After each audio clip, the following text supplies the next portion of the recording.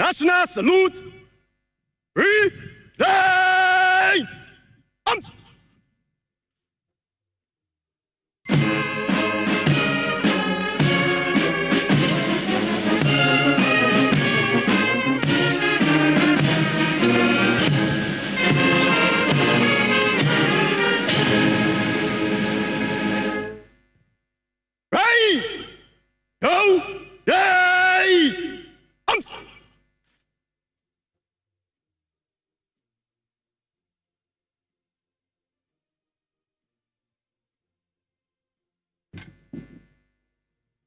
You are most welcome, ma'am. Please be seated. And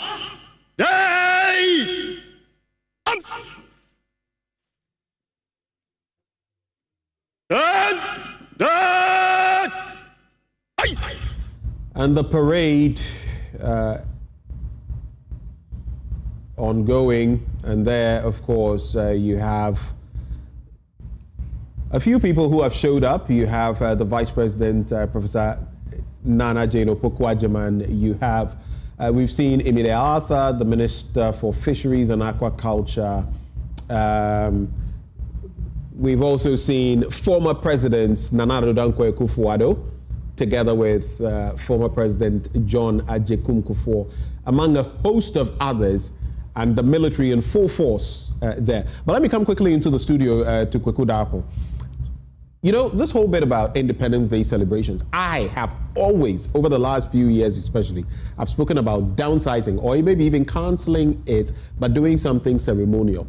This is something close to that, but I still think we could do much better. But for me, there's this reflection about the cost of this being a tenth.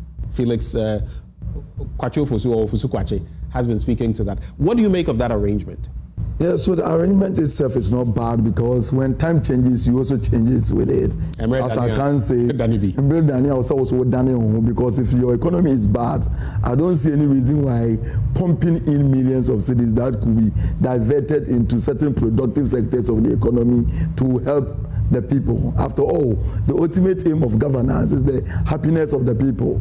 So if you think that the economy is not doing well and there's the need to downsize it, you downsize, and as you said, maybe probably it could even be downsized far better than we are having now. But that should also, as for my side, that should not also take away some of the opportunities of doing certain parades in the communities, because the idea of independence celebration is not just only about the pageantry alone.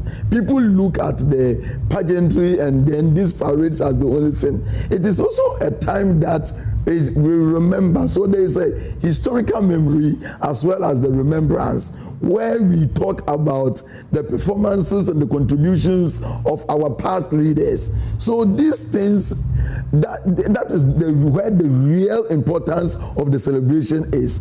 But just like funerals, we have made it for the living rather than as an opportunity to showcase the contributions of the people who made it possible for the freedom we enjoy today to come into the fore in the first place. That is what we have not been able to do.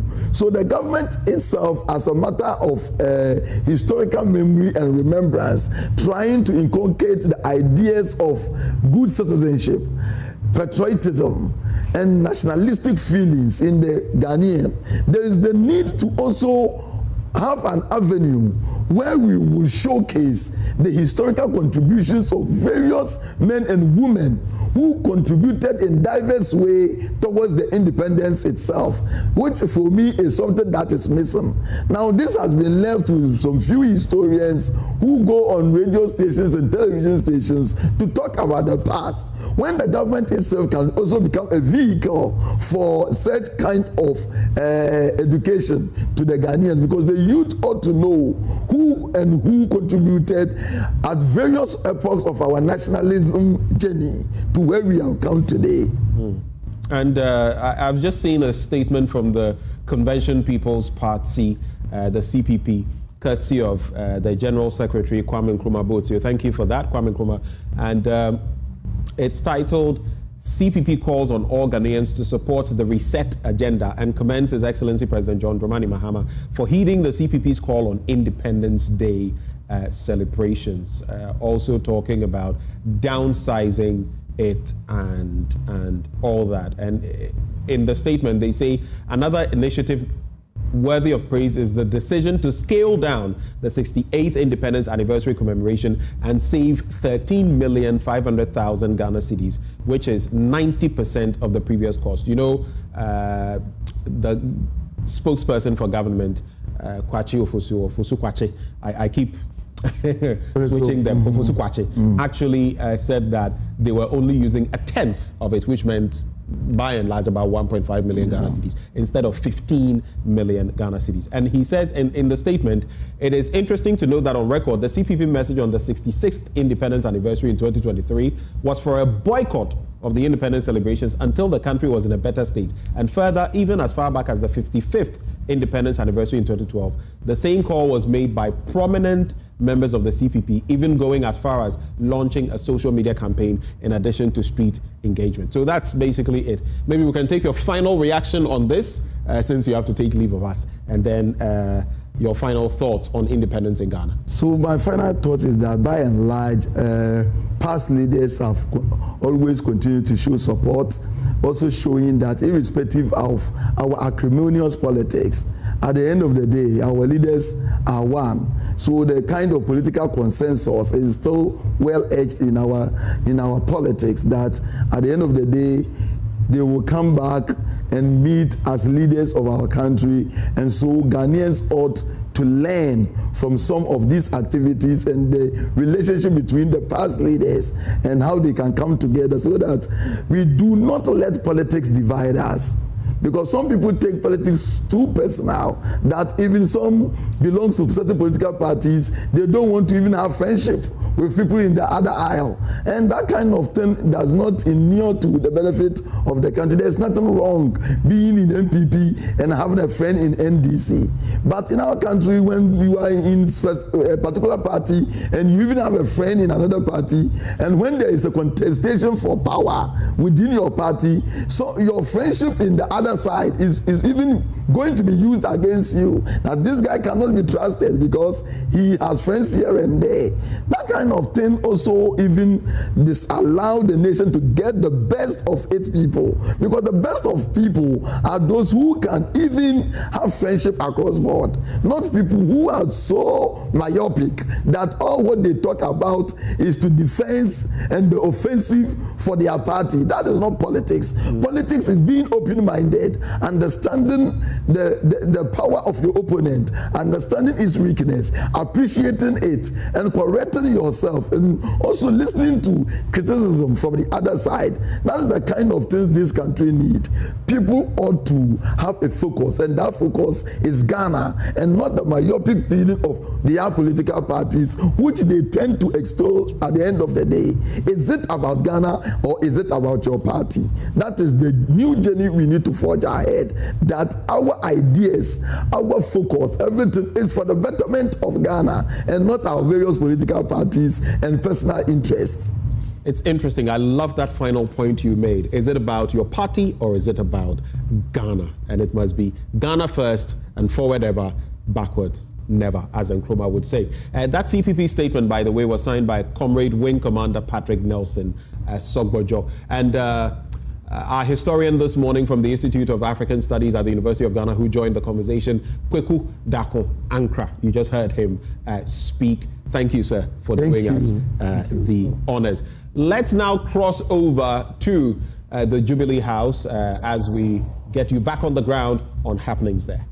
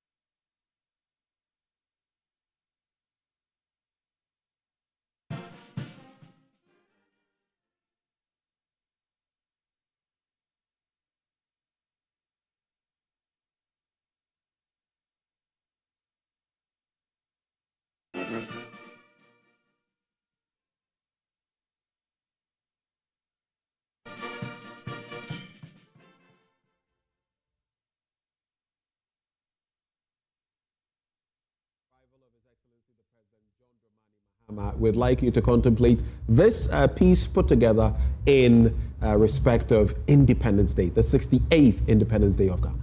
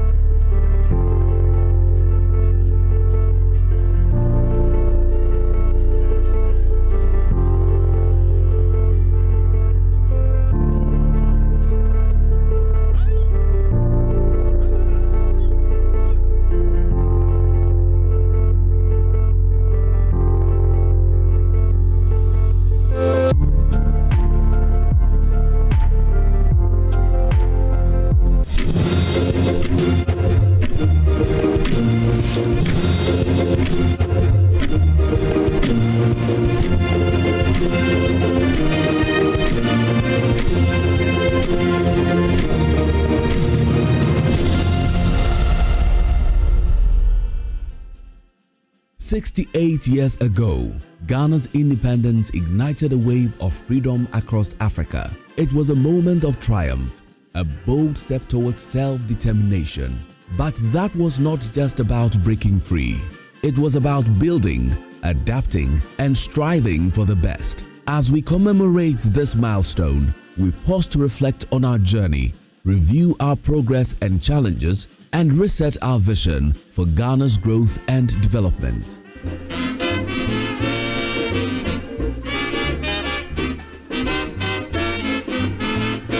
This day will never be forgotten. The 6th of March 1957, when the Gold Coast successfully get their independence official. Every great nation has a beginning. Ghana's fight was for dignity, unity, and self-rule. It was the first of its kind ever. We'd been a colony till 57, and we were under the total guidance of the British. We used to do Empire Days to celebrate the special days of the Crown of Britain. Till 57, when at independence, we started doing our own things. So you could imagine, if you could think back then, that it was such a new experience altogether. And as you know, Ghana was the first in all of sub-Saharan Africa to have become independent. And so, in a way, we were the pioneering nation of much of Africa in terms of breaking out of colonialism into independent states. So it was very exciting, especially for students and young people. Ghana's independence, as we all know, was a great... President proceeds to the saluting days. The president is being escorted by the police mounted squadron. Hey! Oh! Hey!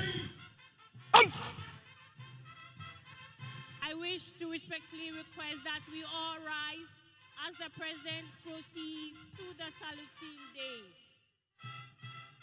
The president is being escorted by the police mounted squadron. Hey! Oh! Hey!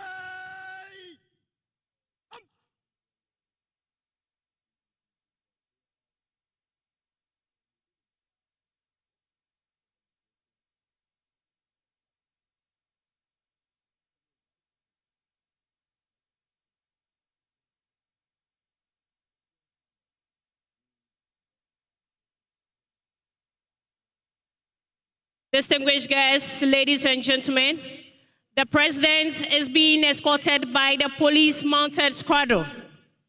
The police mounted squadron was formed in 1940 with 7 horses. As the president proceeds to the saluting days, we remain standing for the national salute. This will be followed by the national pledge. The president is being escorted by the police mounted squadron. The police mounted squadron was formed in 1940 with 7 horses. As the president proceeds to the saluting days, we remain standing for the national salute. This will be followed by the national pledge.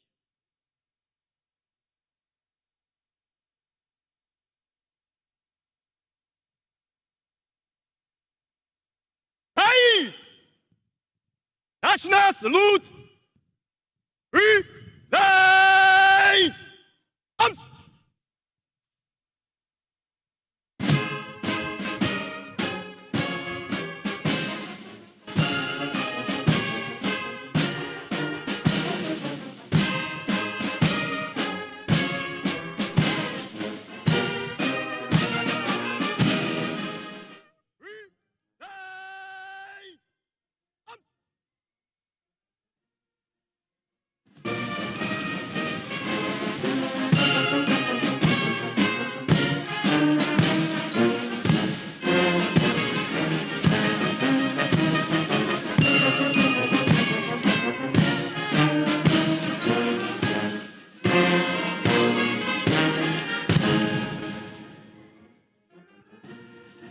Hey!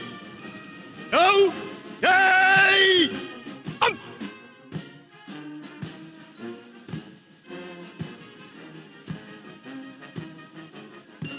The national pledge. Ah!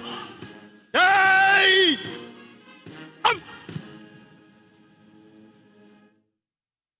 National pledge. Up. No! Yay! Faithful and loyal to Ghana, my motherland. Myself to the service of The national pledge. Ah! Ghana. I esteem our heritage won for us through the blood and toil of our fathers, and I pledge myself in all things to uphold and defend the good name of Ghana. So help me God. Myself to the service of Ghana. Hey! Done! Done! I esteem Ice! Please be seated. through the blood and toil of our fathers, and I pledge myself in all things to uphold and defend the good name of Ghana. So help me God. Hey! Done! Done!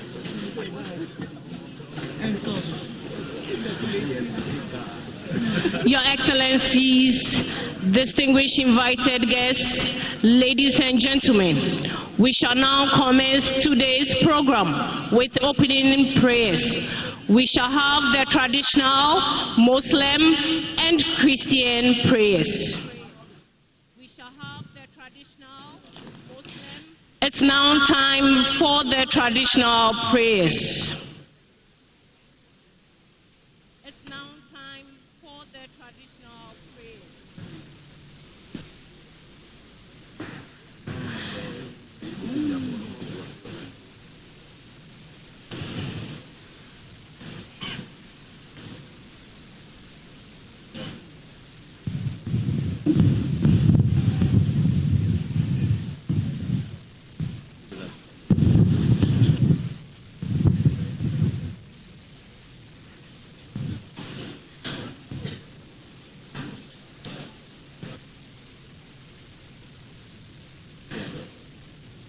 Your Excellencies, distinguished guests, ladies and gentlemen, we shall now have the Muslim prayers by Lieutenant Colonel Najmuddin Mohammed, the Chief Imam of the Ghana Armed Forces. This will be followed by the Christian prayers, and that will be done by Brigadier General Benjamin Kumi Wood, Director General Religious Affairs of the Ghana Armed Forces. Of the Ghana Armed Forces.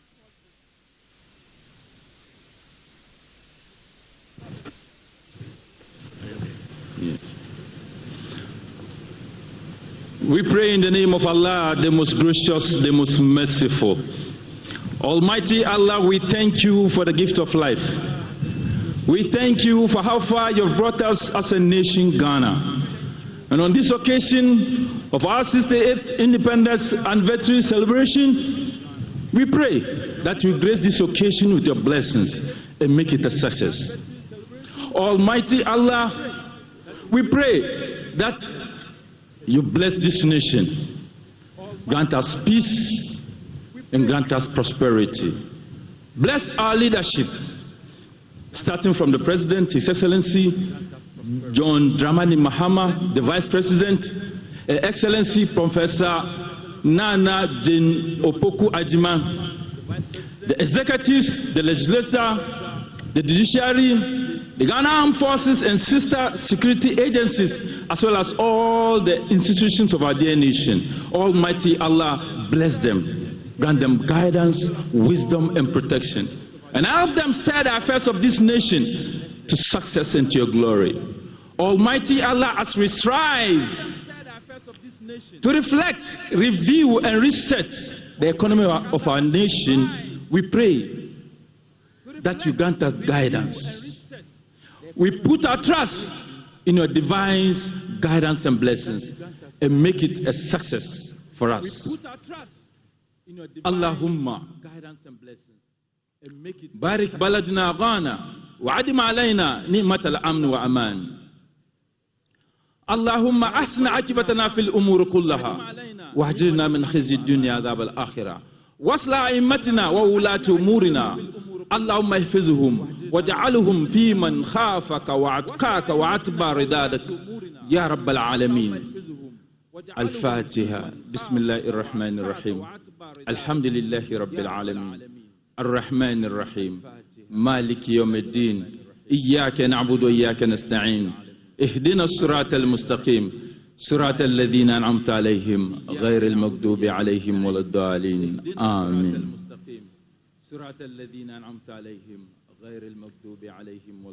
Shall we continue in prayer? You have made from one blood all nations of men to dwell on all the surface of the earth. You have set the times and the boundaries of their dwelling, that we might look for you and find you, although you are not far from any of us.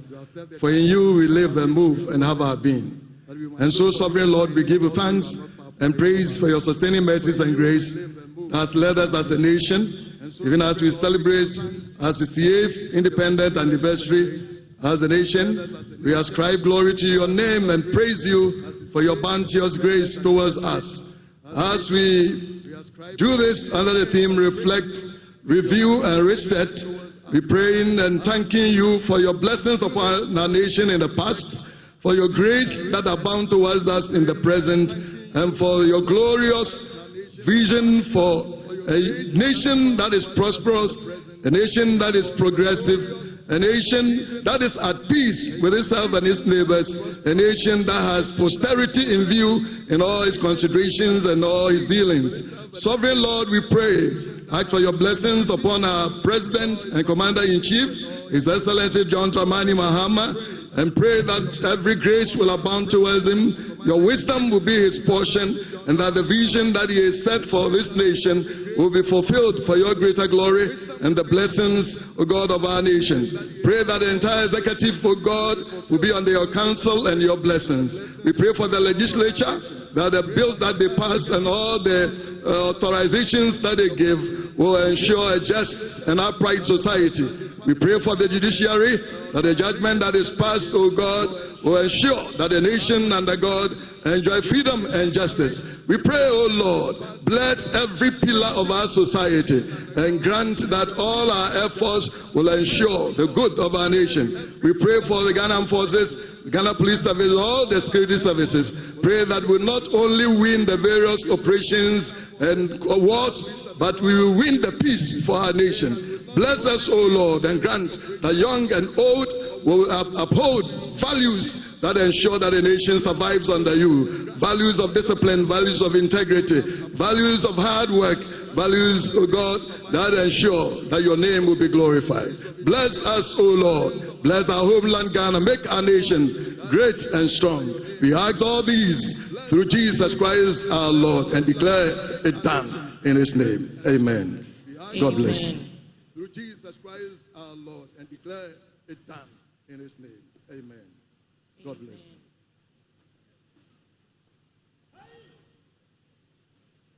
Right!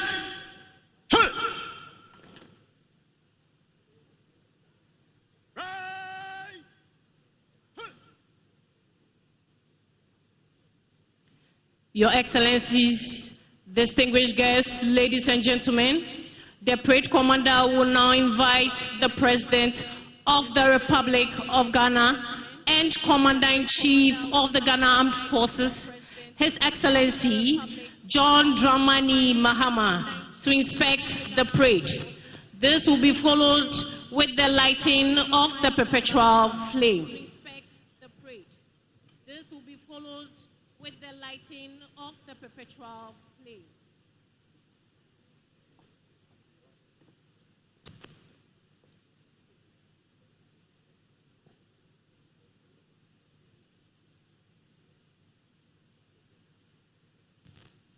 Good morning, Your Excellency.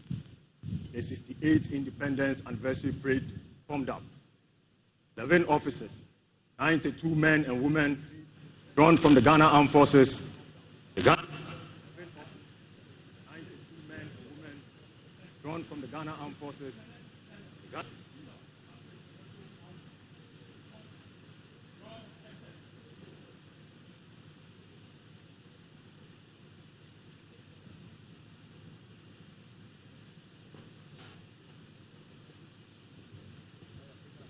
Your Excellencies, distinguished guests, ladies and gentlemen, the President will be accompanied by his ceremonial aide-de-camp, the Chief of the Defense Staff, General Thomas Opon Pepra, and the Inspector General of Police, Dr. George Ekufu Dampari.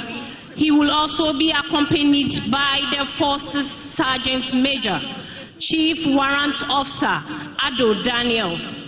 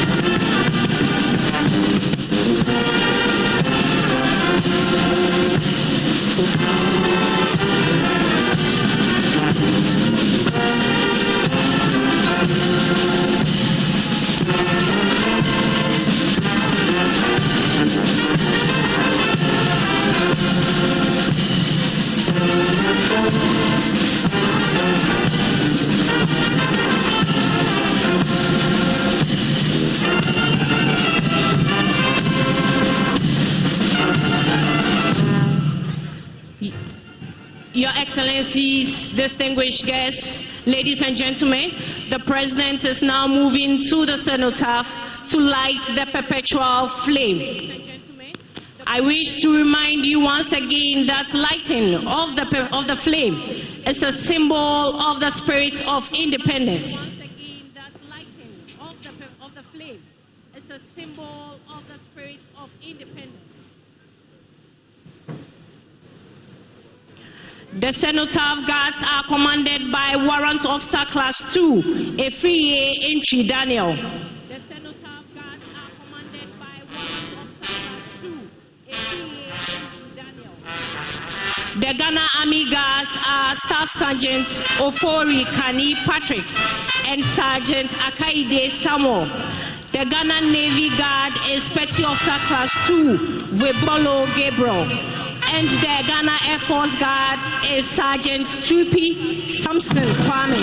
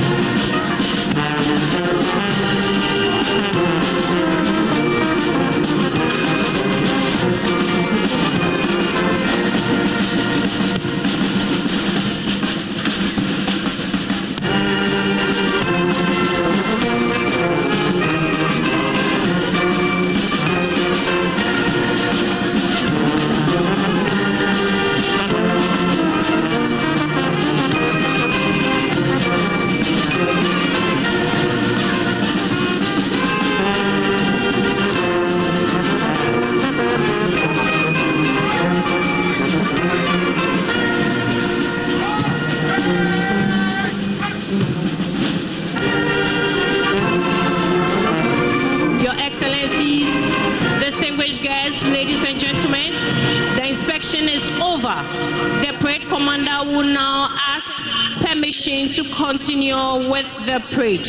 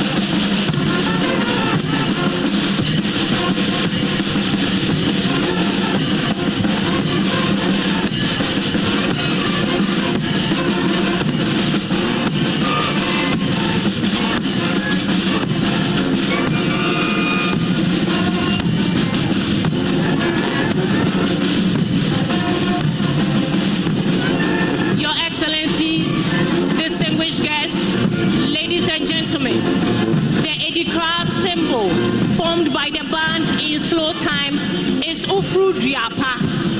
The phrase, when you climb a good tree, you are given a push. OFORI-ATTA, which is a symbol of encouragement, support, and cooperation, means that when individuals support worthy cause, they will receive support in return, bringing their attention to the significance of working together and providing assistance to one another.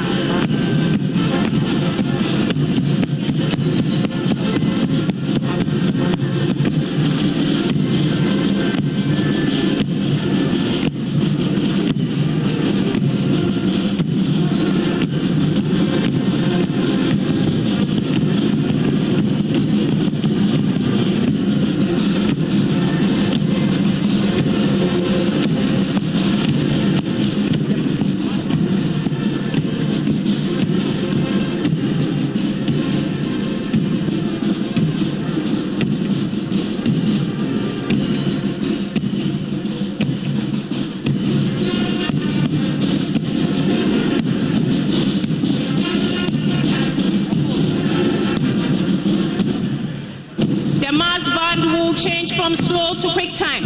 Counter march, wheel to the center line. Counter march and perform series of evolutions to form the Edikra symbol.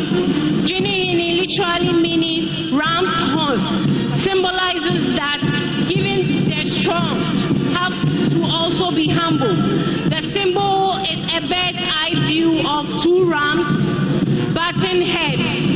And the ram's horn symbolizes strength and humility through the characteristics of a ram.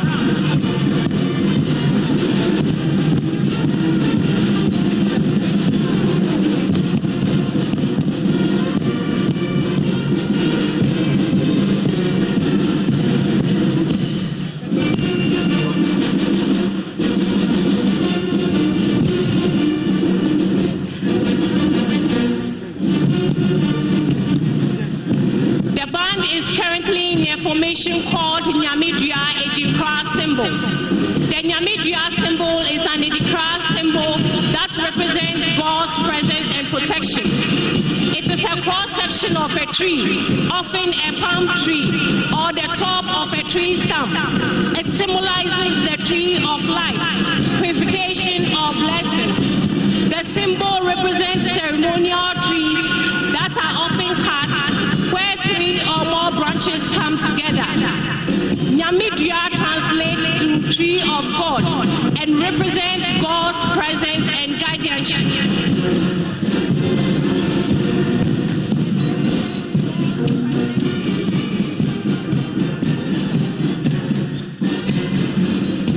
Your Excellencies, distinguished guests, ladies and gentlemen, what you are witnessing is a two-file formation forming a base camp.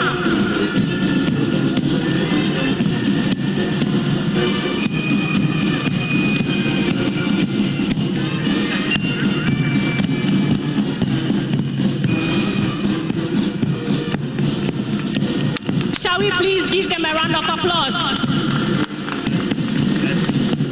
Distinguished guests, ladies and gentlemen, they are dissolving the base camp with crisscrossing each other to form the number 68, which represents the 68th independence anniversary of Ghana.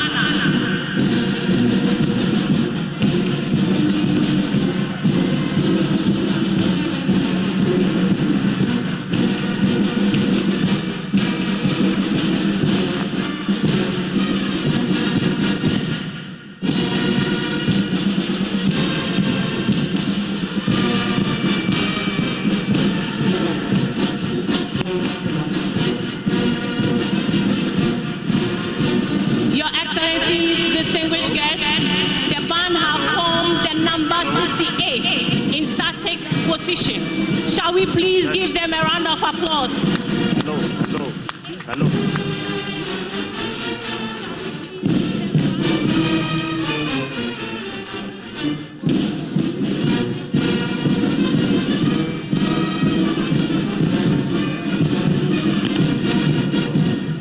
Distinguished guests, shall we please give them a round of applause? Distinguished guests, shall we please give them a round of applause?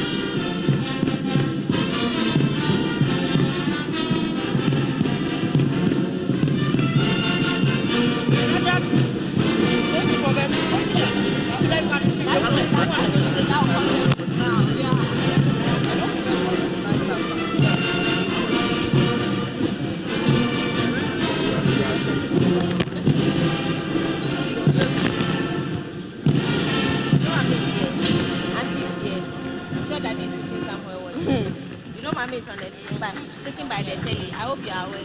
Okay, now. You know, Mommy is on the sitting by the telly. I hope you are aware. Okay, now. Distinguished guests, the band just performed the tune, Junior Mayuhu. That was a splendid performance by the band. Shall we please give them a round of applause?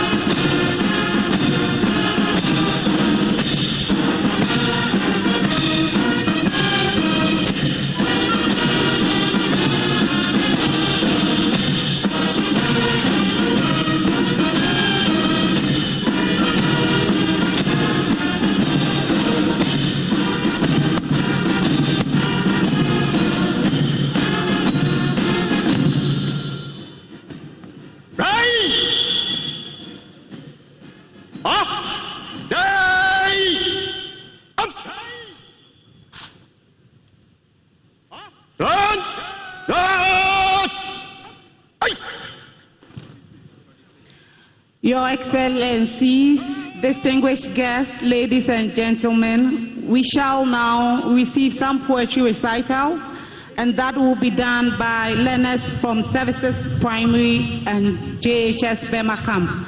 The recitals are Na Ayoko Nyomoha, Mame Abba Jechua Amufa Apia, and Fade Out Baba Alele Jebuni. The title of the poem is Nation Building and National Development, written by Edward Ni Alote.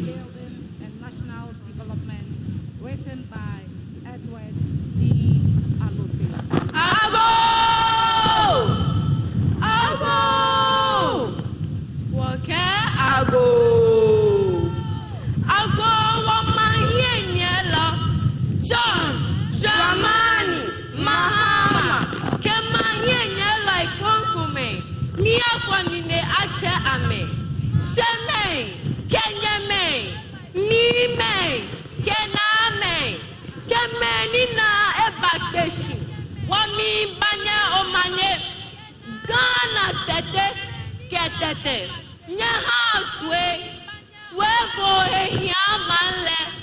Mambi Wuchi, Kemambi Bibi, Manoya, Mankuramo, Kemancha Ehia, Kaja Isona Maji Amli, Keteko Igbefe, Noya mi fo, Mankuramo mi bola, ni mancha, mi pisane, Negbe Yeli Kabwamo Aje Abba.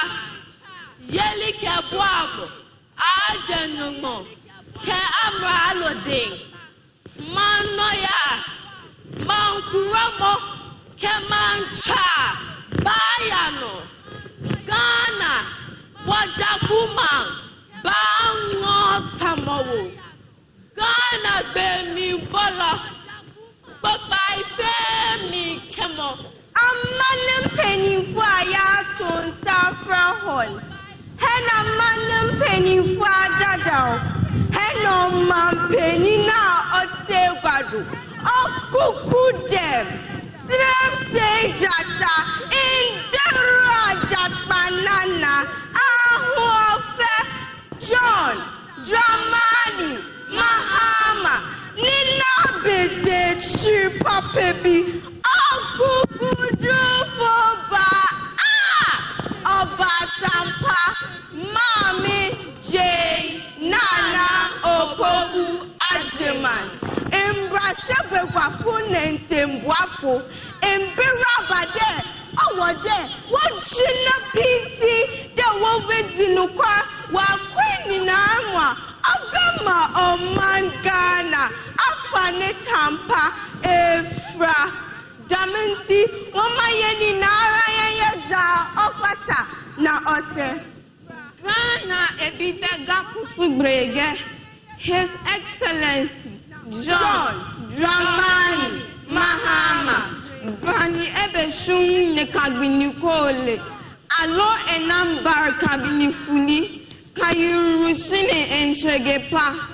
Ghana benye kumula lane kabinifuli en saka plekama. Ghana bindu intenine ni esikama eji inkini. Waje komemfa nyoni hemo jugefo aje wasase kra Ghana bahi bango bajabo kemi. Manyo atu egbena, bo atu egbena. No ba shedu nila ba pe han. Mlano yeli hie miamo kenuchumo akechama. Asase beya from ezibanu bubu meni jaba hentuku aho asupiti aho ne hen asinabia. Dambe basani nara ya di tisira inipa daseni biahia akwan bitede lorry keteke wimu na podo afe wonyamoni wonfo wonche ehiawo wohawo mahe akonsabu afe pan wokpa mani biha wokbelenu chumoy wabi ana eko achu Nimishe Baba Ghana Anahitsole Ghana Ananoya, Ghana, Bako Emama Papa, Nebu, Nature, ni Omane Ablawo, Yao, Nayiwaladon, Yagawanase, Asam Kusunga. A round of applause for these learners. And the trainers for the poetic trio are Miss Felicity Efuachewa Brunya and Miss Ruby Dede Ama. Tema Senior High School will give us one patriotic song titled Ayehu, composed by Yao Ousu Esiama.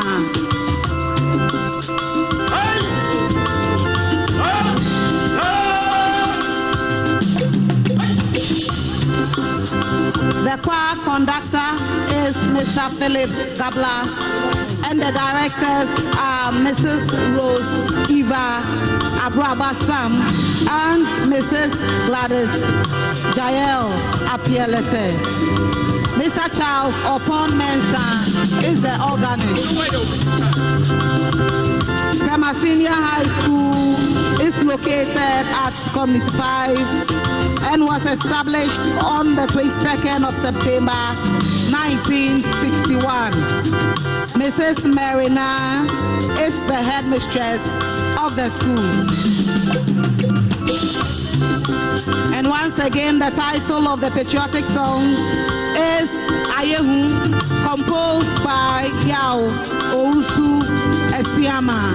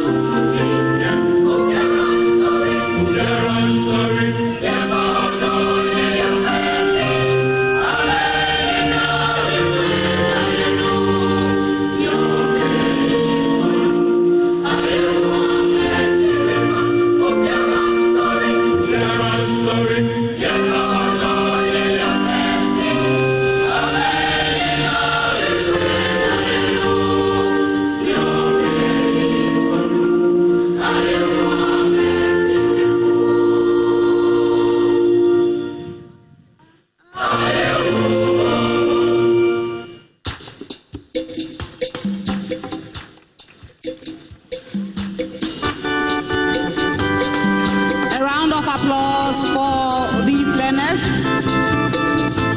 That was a masterclass performance with vocal precision and control.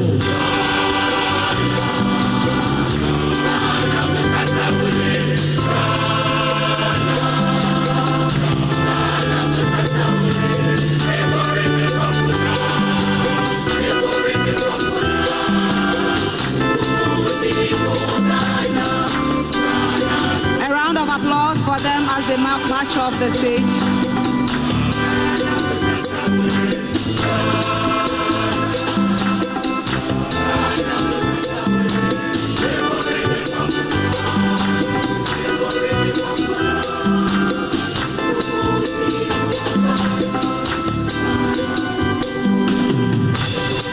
Distinguished guests, shall we show them some love by giving them a round of applause?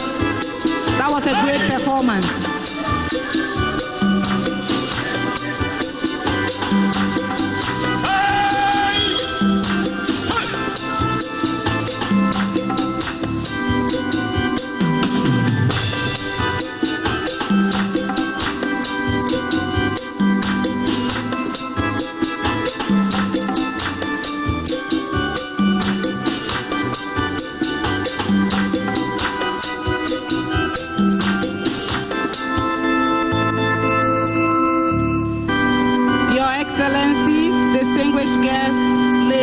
Gentlemen, the traditional dance will be performed by learners of Akwebu Basic, Dansuman 2, 3, and 6 basic schools, Ebenezer AME Zion School. 2 dances will be performed. The Kundum dance from the central region and Bawa from the northern region.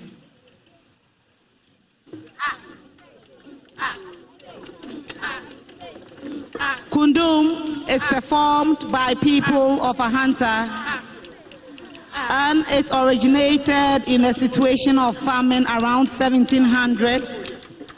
Although traditionally a harvest music and dance, Kundum is performed at all social occasions now.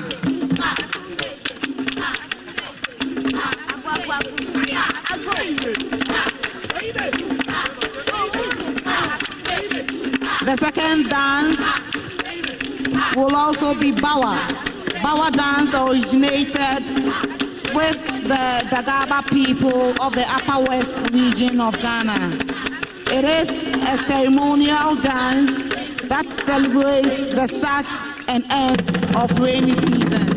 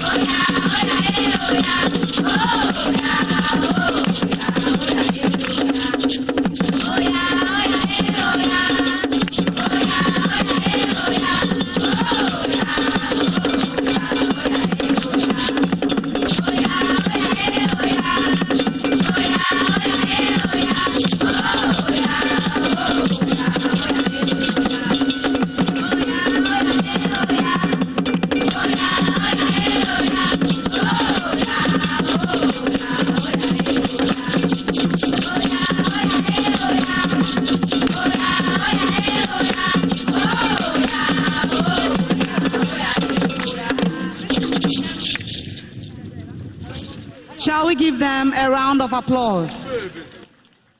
That was a fantastic performance by these learners. Indeed, the performance was a testament to the power of culture heritage, showcasing the beauty, diversity, and resilience of our Ghanaian culture. May I hand over to my co-MC, Squadron Leader Lawson. Thank you.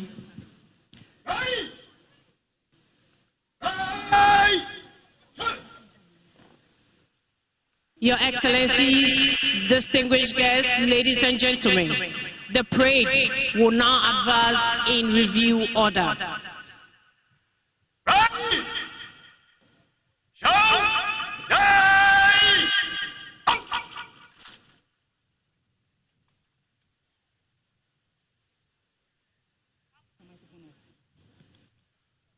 The parade will advance in review order.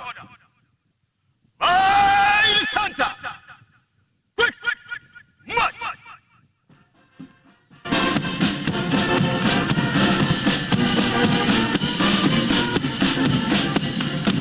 Shall we please rise for the national salute? Right. National salute.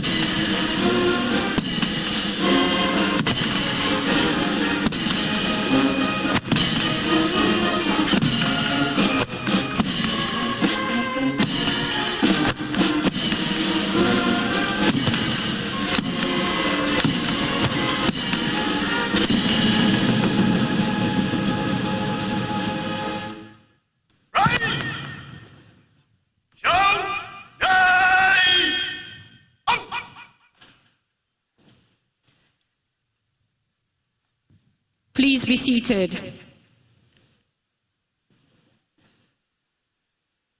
Your Excellencies, distinguished guests, ladies and gentlemen, the parade commander will now ask permission to stand the parade at ease for the anniversary speech by the President of the Republic and Commander-in-Chief of the Ghana Armed Forces.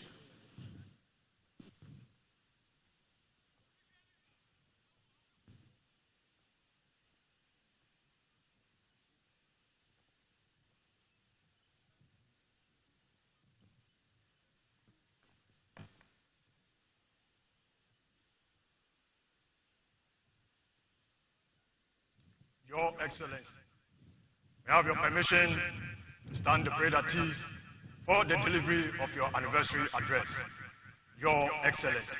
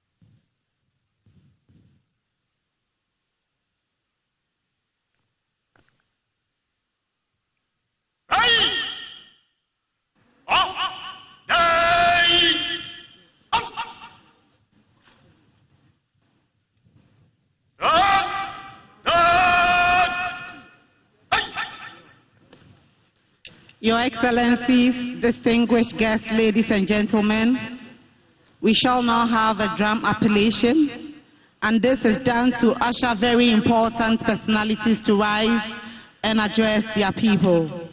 The master drummer is Emmanuel Vazenu, and the reciters are Perpetual Ranyon, Dorinda Ankra, Christiana Kome, and Fedaus Alelaba Ibrahim.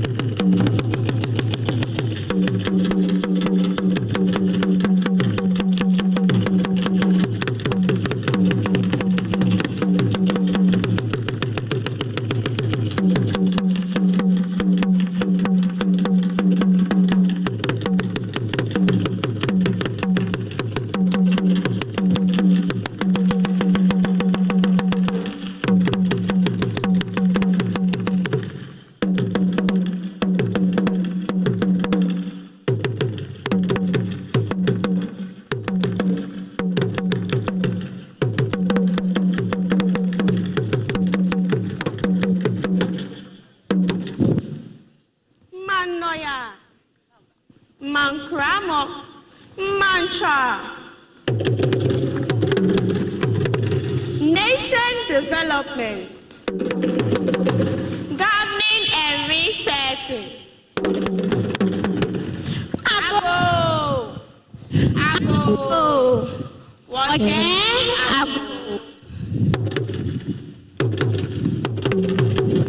Abo, Ghana to take it. Abo,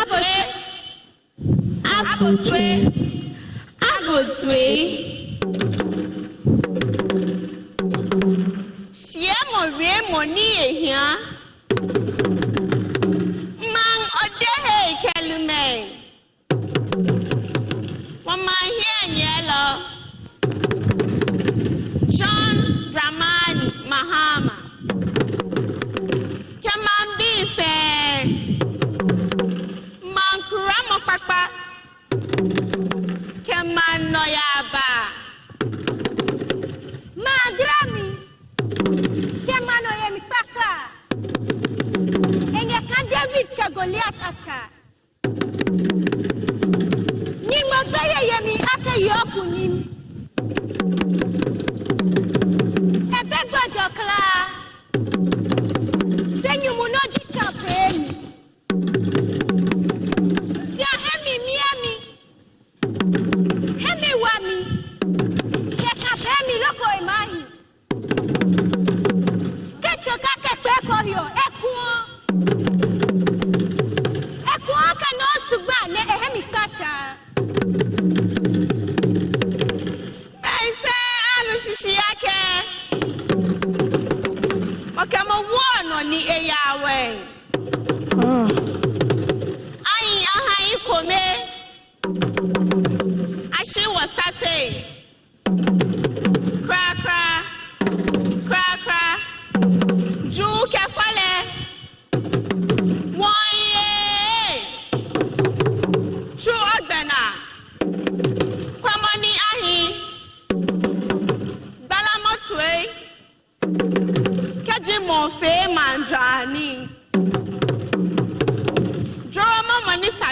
mo. Ketwe njole na mo. Why again? Let's go back. Nichu magbele mo he eya. Womanyi enyelo. So Dramani Mahama. Bele mo ni mutumo ni watu. Let me catch. It's economy.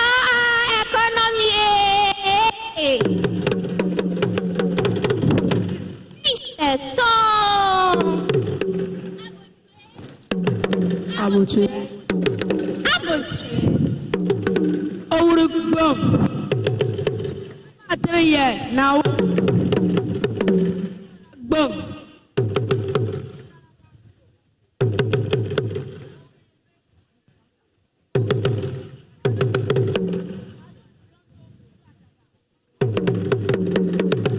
John. Ama. Germany. 24 hours.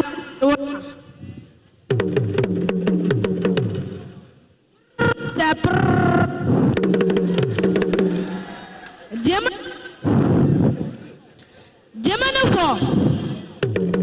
Never mind for Basa. Never cake captor. Your Excellency, Koso,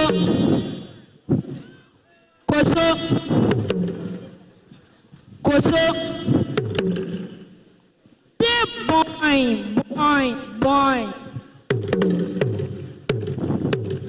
Bonanso, Mbatuge, bon, we finish for Bore. Malaga. Go aso onupo. Umbo.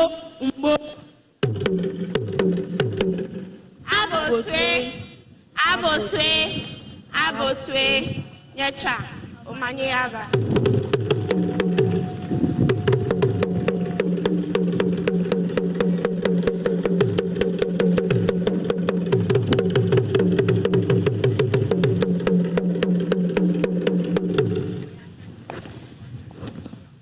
Your Excellency, the President of the Republic of Ghana, John Dramani Mahama, the great son of Gonja land, people of Ghana salute you. You are welcome back to the big throne of Ghana. Your Excellency, you will be called Ababil by the Akans, just because you left and have been brought back by the good people of Ghana as a result of your good deeds. We wish you a comfortable stay.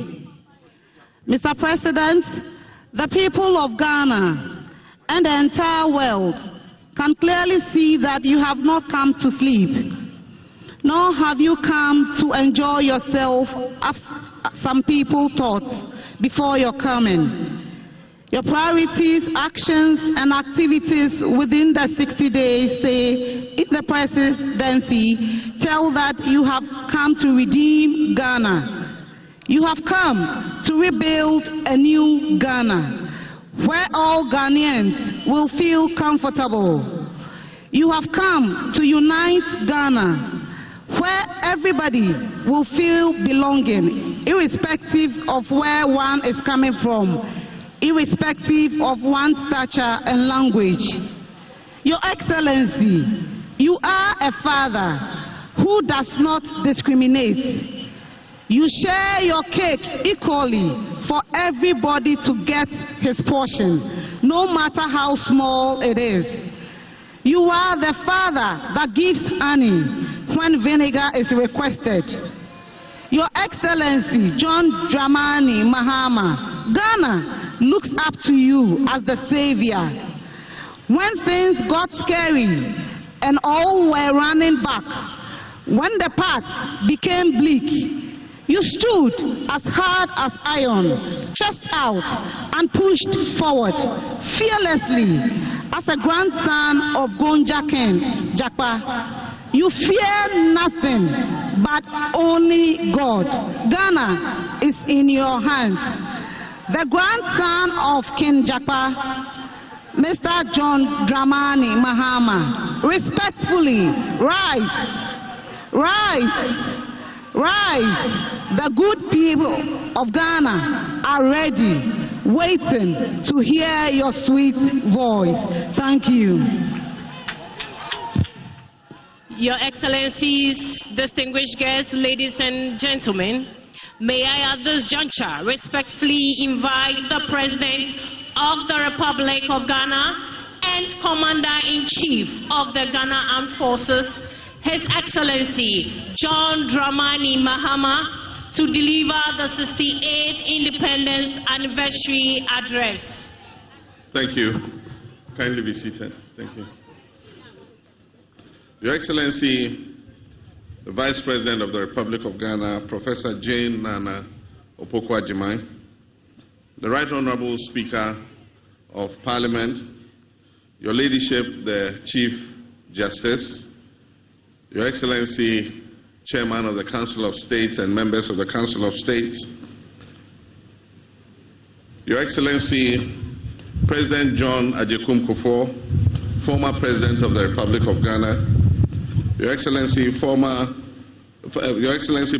Nana Addo Dankwa Akufo-Addo, former President of the Republic of Ghana, and our special guest, Your Excellency, President Jakaya Kikwete, former President of the United Republic of Tanzania, Ministers of State, Honorable Members of Parliament, Nime, Name, our traditional rulers, religious leaders, our service chiefs, our troops, school children, distinguished guests, ladies and gentlemen, friends of the media, and good people of Ghana. I wish you all a happy Independence Anniversary. 10 years ago, during the 58th Independence Anniversary, we implemented reforms to the annual Independence Day Parade. This reform eased the burden of thousands of school children who march, sparing them from hours of standing in the scorching sun. They formed up on the parade ground only when it was time for their march past and presidential acknowledgement. A few years ago, the previous administration also implemented reforms, deciding to rotate the hosting of Independence Day celebrations among the regions of our country. This initiative was intended to bring the celebration closer to all our people. Unfortunately, this year we are constrained not only to interrupt the celebrations rotation amongst the regions, but also to hold it on a scaled-down version here at the forecourt of the presidency instead of the traditional Black Star Square. This is necessary considering the economic crisis our nation is currently experiencing. Large-scale celebrations often come with significant logistical, security, and infrastructure costs, which strain the national budget. By reducing the scale of the event, we wish to demonstrate a commitment to fiscal responsibility and the efficient use of our limited resources. Fiscal prudence has become imperative for navigating the severe economic crisis that has recently confronted our country. The state spent 15 million Ghana cedis on last year's celebration in OFORI-ATTA and spent 13.7 million cedis on the previous year's celebration in Ho in the Volta region. This year, we received estimates of at least 20 million Ghana cedis for holding the event at the Independence Square on the same scale as the previous years. In a year when we are calling on all to sacrifice, including workers who have graciously accepted a base pay adjustment far below the rate of inflation, it is unconscionable to spend that kind of money on a few hours of celebration. Today's event would save us 95% of the estimated cost of the event. Nonetheless, This scaled-down celebration does not diminish the importance and significance of this occasion in any way. Ghana's independence is the single most important event in our history, as it sets out us on the path of nationhood. It is even more significant because it lit the flame of independence in sub-Saharan Africa by inspiring other countries yoked to colonial exploitation to seek independence and self-determination. This day must therefore always be commemorated, but when reality calls for a different approach, we must heed it and act accordingly. Moreover, hosting the celebration here at the presidency preserves the symbolic essence of Independence Day while demystifying the seats of government. Fellow compatriots, Independence Day celebrations serve as an opportunity for us to remember our nation's struggle for freedom and to honor the sacrifices of our forebears who led that struggle for self-rule. It reinforces our national identity, our unity and patriotism, while offering a moment for reflection on our progress and the challenges ahead. It presents an opportunity for us to recount our history, picking the lessons it teaches, and thereby forging a new path for progress and development. Osajifo Dr. Kwame Nkrumah, the founder of our nation, envisioned an industrialized, self-reliant Ghana, whose citizens have the highest standard of economic life and the greatest sense of self-esteem rooted in patriotism and Pan-African unity. But on February 24, 1966, a joint military and police coup d'etat shattered that dream, plunging Ghana into decades of instability and military takeovers. The verdict of history is now loud and clear. Declassified documents from the United States archives reveal that this was a coup inspired and engineered by the CIA. This remains the most regrettable and darkest moment in our nation's history.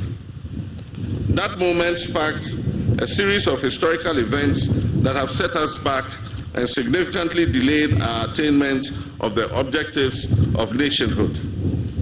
We have had moments of triumph and moments of anguish.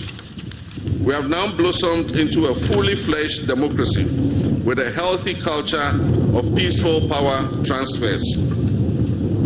We must, however, remind ourselves that democratic participation transcends just the act of voting. It is fundamentally about accountability and the security needed to demand it. It is about safeguarding the people's freedoms and rights and fulfilling the promises of socio-economic prosperity enshrined in our founding document. Our history is complex, marked by struggle, resilience, and renewal. But through it all, one truth stands firm. The unbreakable will of the Ghanaian people has ensured that no matter the twists and turns, our democratic spirit endures and our destiny remains in our own hands. While we reflect on our journey, we must also review our standing today. We must assess our economic outlook, education and human resource development, natural resource management, national security, and our governance arrangements. It is essential for us to conduct a thorough review of our healthcare system, agriculture and food security, infrastructure and urban development, and the role of science, technology, and innovation. In this era of green transition, we must recognize our unique circumstance that is a nation rich in natural resources, yet vulnerable to climate change, and we must chart a path that balances sustainability with economic growth. 18 years ago, as we marked our Golden Jubilee, 50 years of independence, we celebrated offshore gas and oil and gas discovery. It was a moment of great optimism, promising a new era of economic transformation and attracting significant investments into Ghana's petroleum sector. However, in recent years, poor choices have stunted our prospects and left us reeling from serious challenges. This stark reality, far from dampening our spirits, must spur us on to strive for rapid development. For if our forebears, armed with far less, did not permit their backs to be broken by a repressive and exploitative colonial administration representing an imperial power, how can we, their progenies, armed with far more, despair in the face of these challenges? Rather than perpetually decrying our failures, every anniversary of our independence must present an opportunity for us to account for the legacy we are building for our next generation. We of this generation are merely custodians of this country and resources. They are entrusted to us to manage them wisely today for the generation of tomorrow. These independence anniversaries must therefore be a moment of reflection, not on what we have done for ourselves, but on how well we have stewarded national assets for those we will hand them over to in the future. Our story cannot be one of missed opportunities. It must be one of continued effort to achieve far more than we can boast of now. Posterity will not accept our failures or take them kindly. As President, I am committed to providing the bold leadership and the clarity of vision that is needed to navigate the turbulent economic waters we are sailing in currently, while safeguarding our future. Discussions about our independence often highlight our reliance on imports, on donor aid, and IMF bailouts as signs of continued dependence. This reminder is repeated so often that while undeniably real, it risks becoming a cliché. Yet the entire efficacy of this reminder lies not in just repeating it, but in our willingness to take decisive action. Actions that will break the chain of dependency, not just the empty rhetoric of an Africa that is beyond aid. Proclaiming self-reliance while marching straight back to the donors, into the hands of the donor agencies, begging bowl in hand, is really meaningless. To break this cycle of dependence and reset our economy, my administration is formulating policies based on fiscal discipline and living within our means. We're striving to expand our economy to yield prosperity for all. And to do this, we must look within and make sure that we are raising revenue domestically. This administration is working to implement the 24-hour economy program to ensure that our economy never goes to sleep. This will allow us to create the necessary job expansion, boost productivity, increase our exports capacity and trade footprint, and also reduce our dependence on foreign aid. The US $10 billion Big Push initiative will also modernize our infrastructure. It will create jobs. It will stimulate local industry, ensuring that our development is driven from within rather than funded from outside. Agriculture remains our biggest opportunity to reduce import dependence. With over $2 billion spent annually on food imports, the Agriculture for Economic Transformation agenda is structured to strengthen local agribusiness and ensure food security. The Feed Ghana program will drive mass food production and stabilize food prices. At the same time, the Poultry Farm to Table initiative, otherwise referred to as Nkukong Kitenkite program, will boost domestic poultry production and processing to directly address our 95% reliance on imported poultry products. The success of these policies depend on active citizen participation, particularly from our young people. The AgriNext program will equip 30,000 young people with land, training, and agribusiness opportunities. Farmer service centers in every district will provide access to mechanization services, quality seeds and fertilizer to boost local food production. My brothers and sisters, this is a defining moment, but policies alone, no matter how well couched and no matter how well intentioned, will not change our reality. Action will change that reality. As President, I'm taking the necessary action to create growth opportunities and enhance our economic independence. Young Ghanaians must step up to the plate, seize these opportunities, and contribute to building a self-sufficient nation. Ghana's economic future is in your hands. Fellow Ghanaians, the 1992 Constitution has provided a stable framework for governance and delivered the most extended period of constitutional democracy in our nation's history.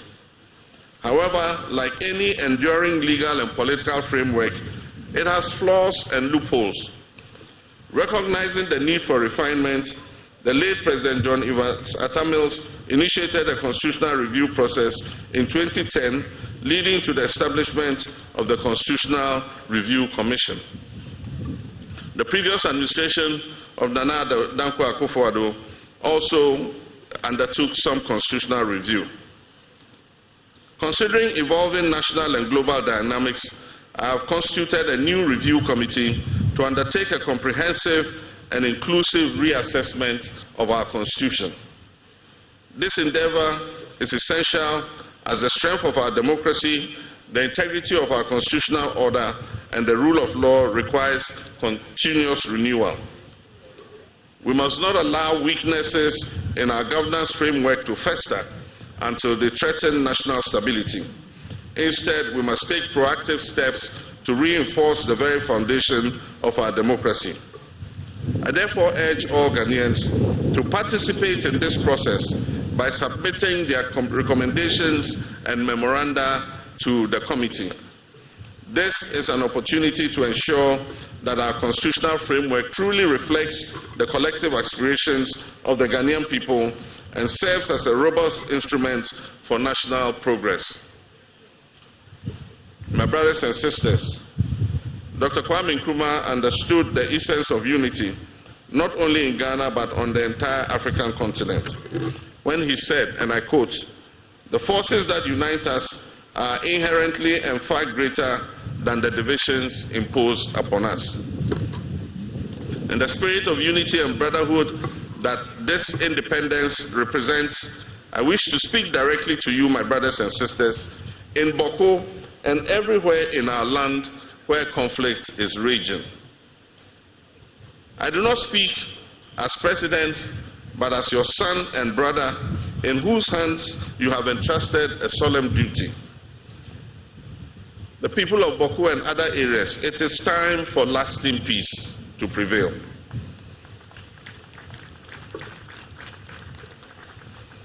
Our children deserve to inherit a peaceful land where their dreams are nurtured, not where their nightmares are relived.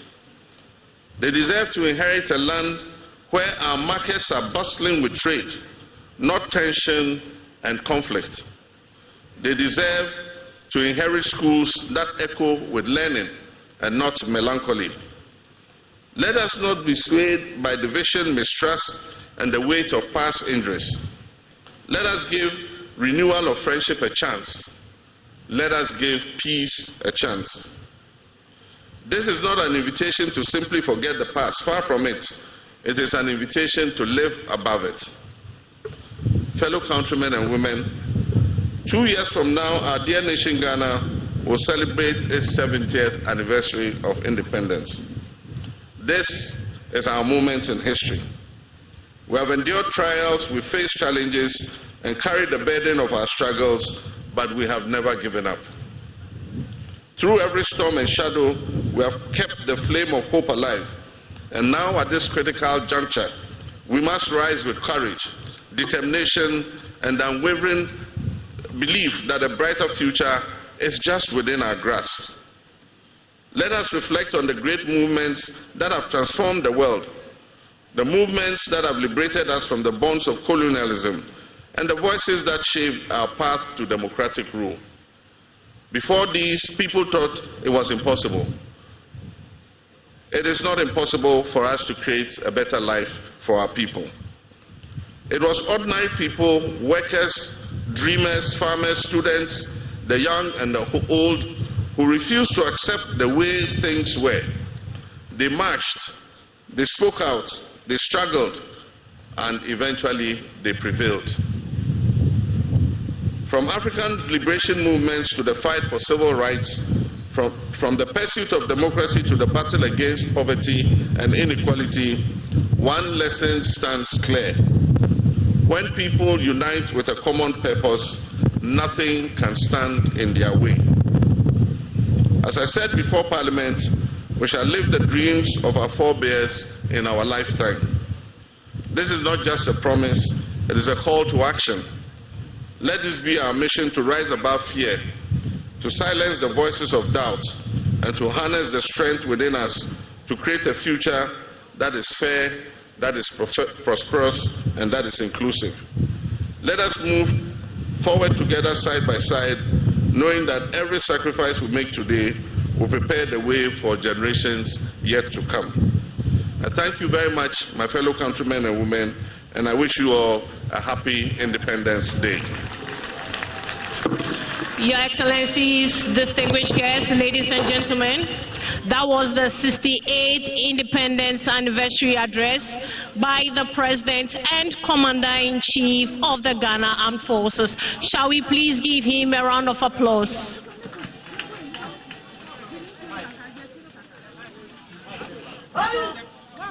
Please be seated.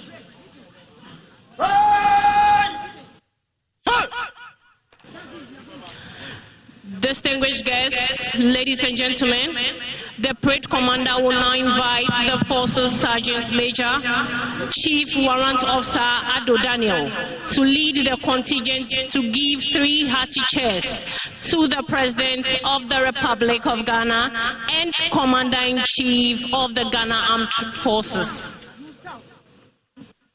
Forces Sergeant Major! To the front!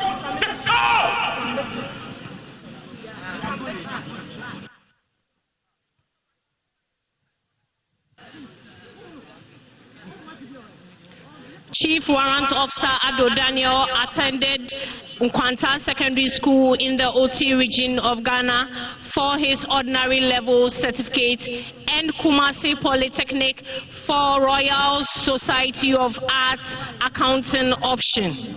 He holds a higher national diploma in accounting from the same institution.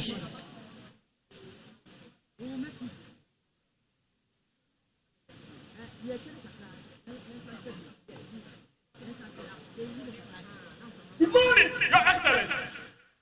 May I have your permission to carry on with the year? Your Excellency. Yes, Your Excellency.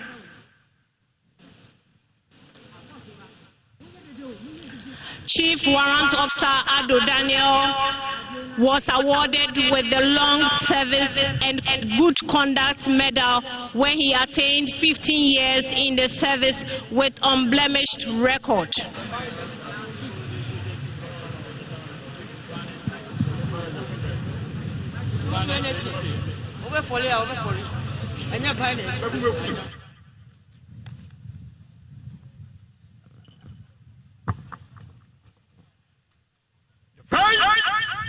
Remove headdress.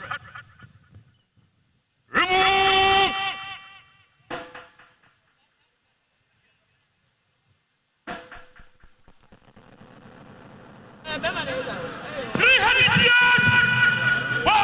Review the President and the Commander-in-Chief of the Ghana Armed Forces, His Excellency President John Dramani Mahama. Yay!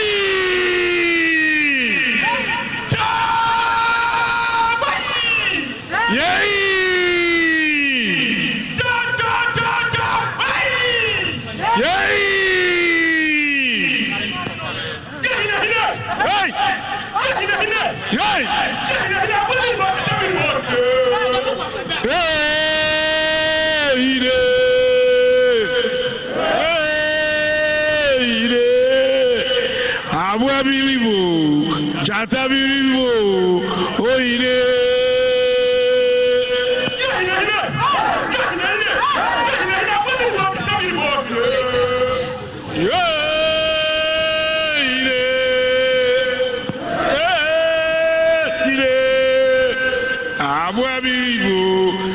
Atabiribu, Oine.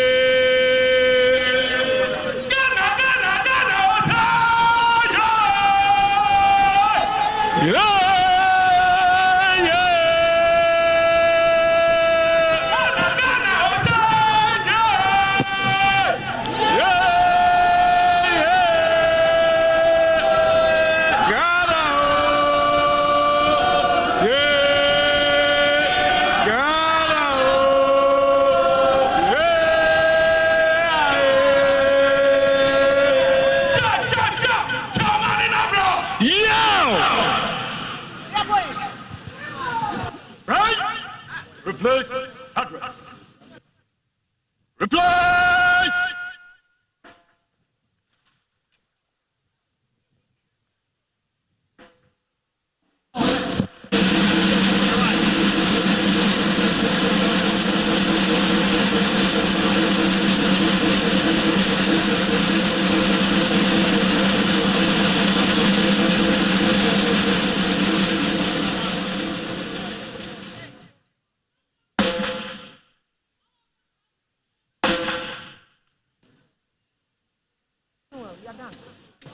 Your Excellencies, distinguished guests, ladies and gentlemen, that was the Forces Sergeant Major, Chief Warrant Officer Ado Daniel, leading the contingent to give 3 hearty cheers to the President of the Republic and Commander-in-Chief of the Ghana Armed Forces, His Excellency John Dramani Mahama.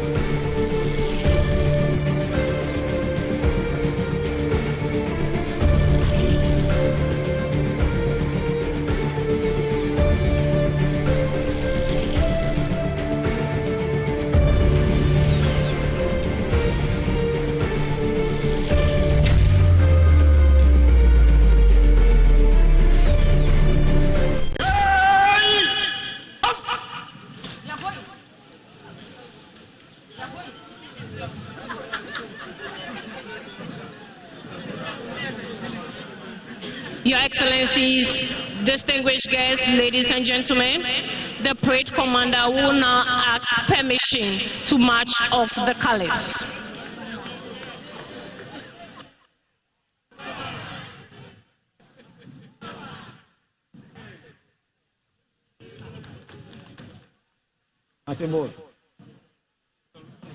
Done.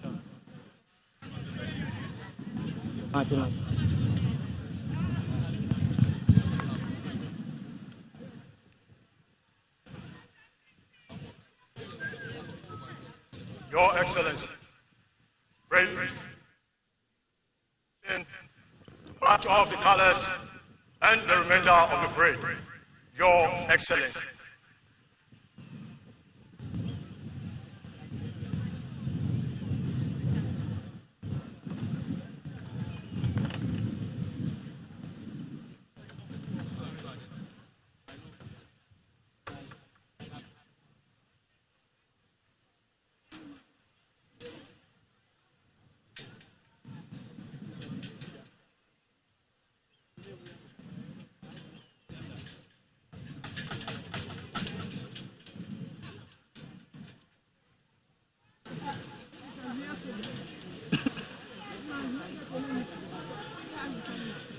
Distinguished guests, the color party will march off parade.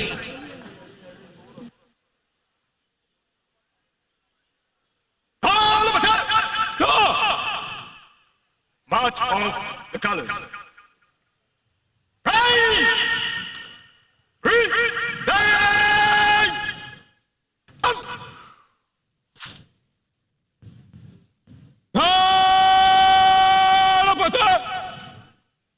By the center, quick march, and direction right, go.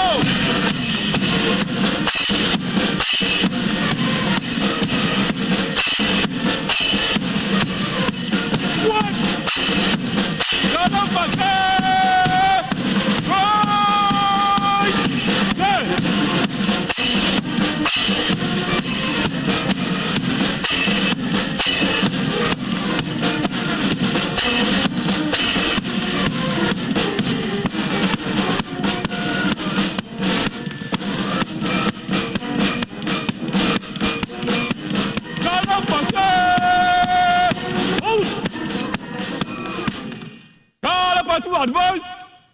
Left. Ghana sports.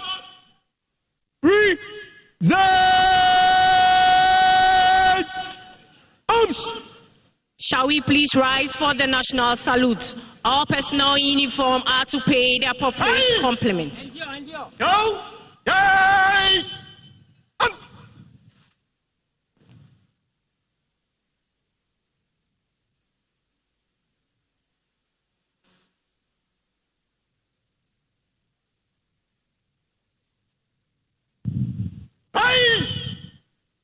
National salute!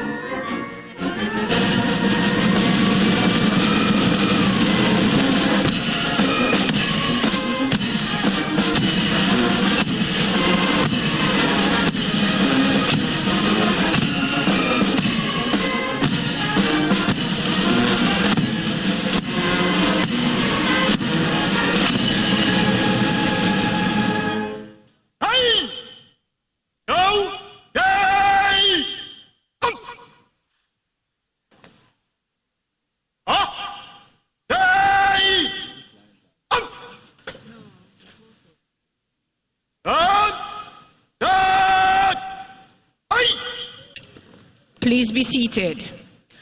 I humbly request that we remain seated as our dignitaries take leave of us. The President will shake hands with the chiefs and other dignitaries before he leaves.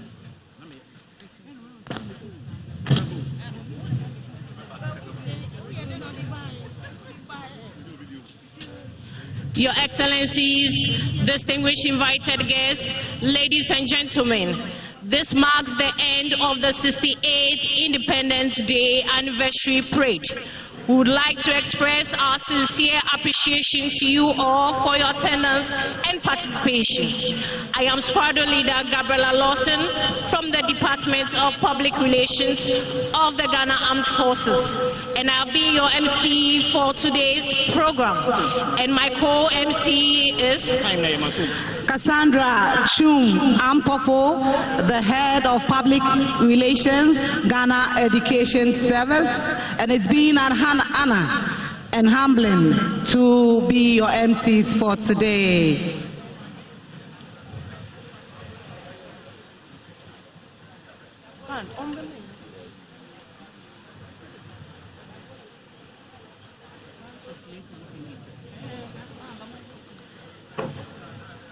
Permit me to make this announcement.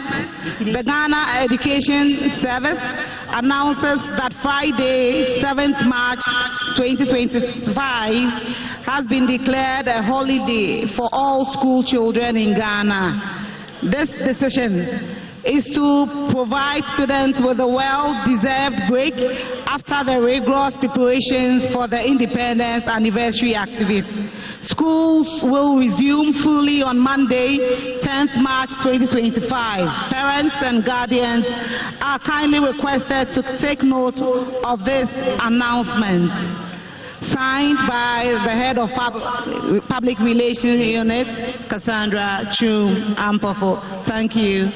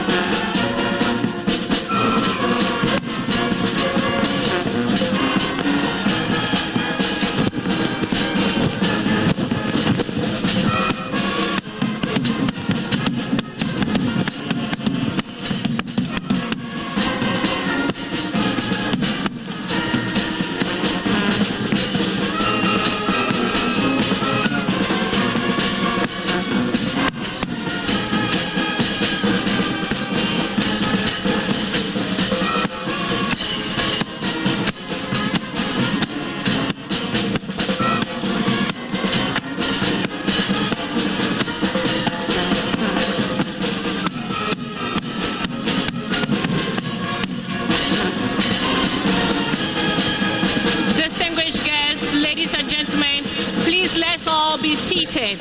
The parade is not over yet. Please, let's be seated. Thank you.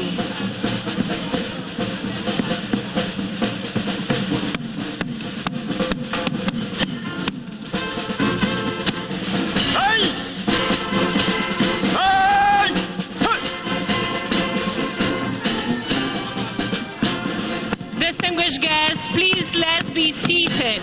The president will depart soon.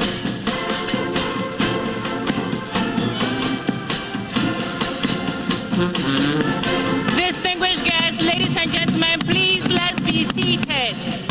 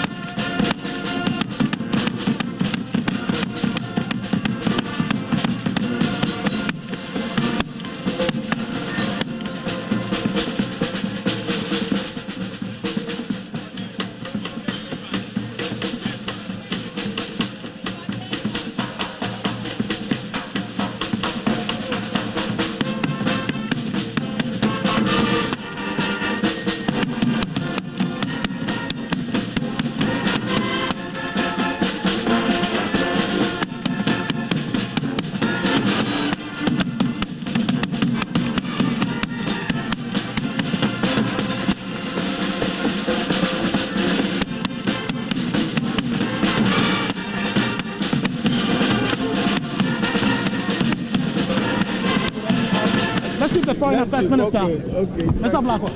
Hi, how are you doing?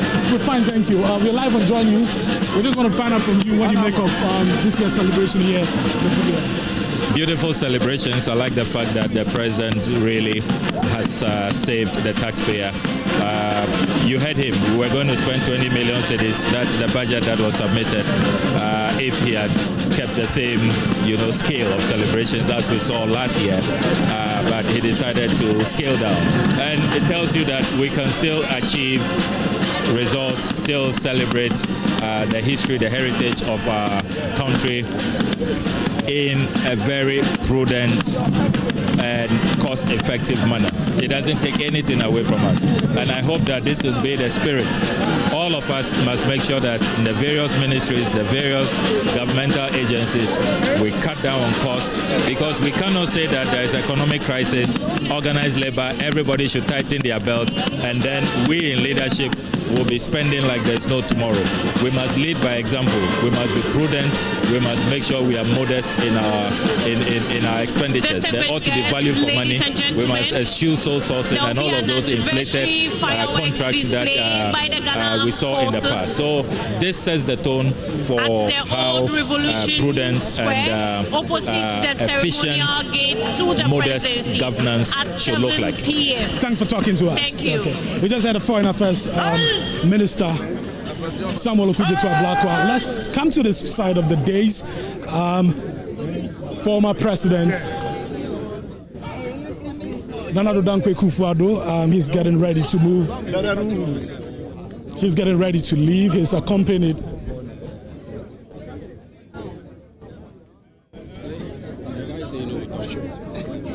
He's accompanied by Samuel Abu-Jinapor, former Minister of Lands and Natural Resources. You see Hassan Ayariga also on that days.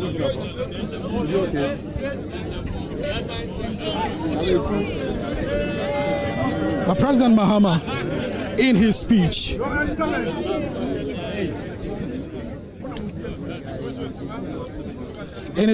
revealed that this year's independence celebration would have cost the nation 20 million Ghana cedis. He says the government has been able to save 95% of the cost by deciding to hold this year's celebration here at the seat of government, the Jubilee House. He said a celebrating an event at the presidency does not diminish its essence. So you see, former President Nana Addo Dankwa Akufo-Addo shaking hands with COP Kofi Boakye. Let's see if we can get something from the president, the former president. Mr. President, Ghana 68 independence. Any words for Ghanaians? Okay. Well, he said he's not talking. Jerry, come this way. He was not the only former president who was here. Former President John Agyekum Kufuor left about 5 minutes ago.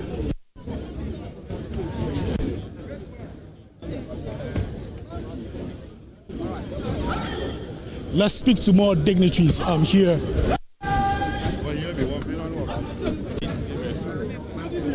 Former President John Agyekum Kufuor is also here exchanging pleasantries with some of the dignitaries here.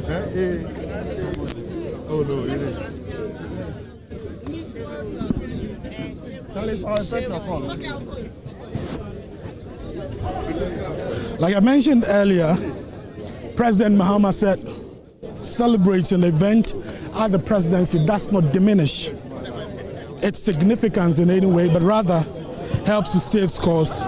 He says it will be unconscionable to spend the 20 million Ghana cedis on this year's celebrations when workers have been asked to tighten their belts. I want to speak to more dignitaries here. Which Igwe is this? Good to see you, good to see you. Let's speak to the Deputy Presidential Spokesperson, Shamima Muslim. Let's find out from her what her assessment is of this year's celebration here. Hello, Shamima. We're live on JoyNews. Hi. We want to find out from you what's your assessment of this year's celebration here at the Independence Square. I think that the club at the Jubilee House. At the Jubilee House, indeed. I think the message of His Excellency is that we cannot be calling on Ghana to join us in these austere times to make sacrifices so we can recover the economy and yet be seen to be splashing, the much needed resources on events that could be organized in a way that makes them significant but less costly. I think that message of prudence is a genuine message, and he truly means it, because every action he takes is towards implementing prudent policies and better use of our very scarce resources. And so I'm happy that we have been able to mark this day. And you know, if you observe, at the heart of the celebration are our young children, who really are the future. So we didn't cut them out at all. I think across the districts, children are going to be marching and celebrating locally and remembering their independence and having conversations about what it means, especially as many people describe His Excellency's second term as a second independence for Ghana. So you can see that we are reviving the spirit of nationalism, and we are happy about that. It's really a new chapter, and let's make it count. Do you think that the event lost its significance or its essence in any way by bringing it here? Do you think so? Do you know the president doesn't think people? So. I don't think so either. There's so many people. This is the first time they ever came here. In fact, before my appointment, I hadn't ever stepped foot here. I've always felt a bit of a disconnect to the seat of, presidency. Even me, So this sort of demystifying the presidency. Demystifying it, because the citizens must know that this seat of government, it's theirs actually. And when they feel a sense of belonging, that they're part of government, they're part of the system, they would also be willing to come along on any journey that we work with them with, because they know that we will never exclude them from important spaces and important activities. And those who are watching us across the country, they see how well curated this place is, and this is it. This is really it. And I'm really happy that we have a president that is really committed to opening up leadership transparently, inclusively. This must be applauded, and we really must make it count as media, as civil society, all the key stakeholders. Let us make this chapter of our national life count. Thanks so much for talking to us. Thank you for having me. Okay, so we just heard from Shamima Muslim, his deputy presidential spokesperson, reiterating the words of the president that the celebration here at the Jubilee House has not made the event lose its significance. The president actually said, and Shamima Muslim also just reiterated, that this would help to demystify, the presidency, just as we are also, just as the president is also hoping to cut down costs on this year's celebration. The president mentioned that this year's budget estimates was 20 million Ghana cedis, but he says the government has been able to save 95% of that cost by just bringing the event to the Jubilee House. Let's speak to. Hi, what's your name? Yeah, His Excellency Royce. Yeah, Indonesia. Honorary Consul of Indonesia. Yes, your name, sir? Yeah.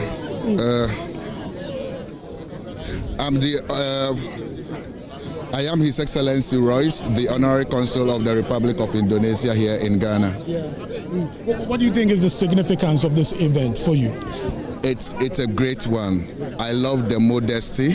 I love how simple but very colorful. You can see the difference. And even today, we started on time or earlier, and the closing was so short and so brief, but it was colorful. It's been able to cut across all the three things of the resetting and everything. You see, I love the resilient aspect of Ghanaians on this. We are indeed celebrating the 68th anniversary, which to me, this is what our forefathers did on our behalf back then, and today is in the remembrance of them. And I would say I salute all who played a role for this independence that we are celebrating and enjoying today in a peaceful manner. Okay. Thanks for talking to us. I appreciate it so much. You will get your destiny and then share with me, okay? Oh, okay. When you do it, there's a scholarship opportunity to give you. Okay, sure, okay. Let's speak to more people here. Okay, my comment. Let's speak to some non-Ghanaians. Let's find out from them what this event, means to them. Hi, we're live on JoyNews, on TV. Okay. JoyNews. What's your name? My name is Christy. Christy, where are you from? I'm from Spain. Spain, okay, and you came here to celebrate this event. Of course. With Ghanaians. Tell me, what does it mean to you? Of course, my first time in Ghana was a long time ago. Okay. I've been living in the north, in Savannah region, Larabanga. Okay. Yes, and now I'm a lecturer in the University of Ghana. Oh, okay. So for me, Ghana is very important, and I wanted to come today to celebrate with you people. Okay. What would you take away with you? All that we saw the rich display, of culture, music, and all of that. What would you take away with you? For me, always the most important thing is the culture. Yes, I always try to learn more. Okay. Yes, I see you're representing the colors. Of course. Any favorite food from Ghana? Oh, God. Fufu. Fufu, you love fufu? Fufu, I love fufu. Fufu with granite soup. With granite soup? Yes, that's my favorite. I'm happy you didn't call it peanut butter soup. Peanut butter soup. That's what some people call it. But granite soup is really Ghanaian. Yes, thank you, sir. Okay, thank you very much. Bye-bye. Bye-bye. Let's speak to more people here. It's Ghana Man, like I mentioned earlier. We have the deputy boss of the Ghana Tourism Authority here, Abeku Santana, addressing, speaking to the press. Let's hear what he's saying. They have in you and your colleagues. I've seen the likes of John from Jocelyn, Kafui. To have what level of trust should they have in you regarding delivery and a possible turnaround for your sector? Our colleagues in the creative space should feel proud and also feel honored that one of their own have been selected or elected to this high office. It signifies confidence that His Excellency the President has in the creative space. His Excellency President John Dramani Mahama is an ardent supporter of creative arts, not because he's a president or not even way before he became president. So I will entrust my colleagues that they should have confidence in us and at all times, approach us. It's a title. We have been given a title. Nothing changes. We are their brothers and sisters. We are just a call away. Anything that is bothering them, by the grace of God, as we have been elevated to this high office, we will receive their concerns, we'll receive their ideas, and make sure that we table it at the right decision-making table so that the needed attention is given to it. So they should feel confident and proud that their own is there. Their own have been appointed to the high office in the creative arts space. It means that they don't need to go through so many protocols. They don't need to introduce themselves because we know them already. I'm just a call away. You call me, nothing changes. I'm the same Abeku. I have not changed. It's just a title. You can be a former, and when you're a former, you go back to where you come from. So I tell everybody that, look, the humble Abeku that you know, the down-to-earth Abeku that you know, the accessible Abeku that you know, the affable Abeku that you know, the committed, hard-working Abeku that you know, nothing has changed. It's just a title. It's just a title. The president can take away the title anytime, and you go back to where you belong. Personally, I'm actually confused whether now I should be saying Abe or I should be saying Honorable. But let me also ask. They are just titles. They are just mere titles. It's Ghana Month. We want to find out from you what programs you have in store. Oh, we have outlined a number of programs across the country. We are engaging the media from now to the 31st of March, and we have programs at the National Theatre, Kwame Nkrumah Memorial Park. We even have programs in Kumasi. We are partnering private stakeholders in the tourism sector.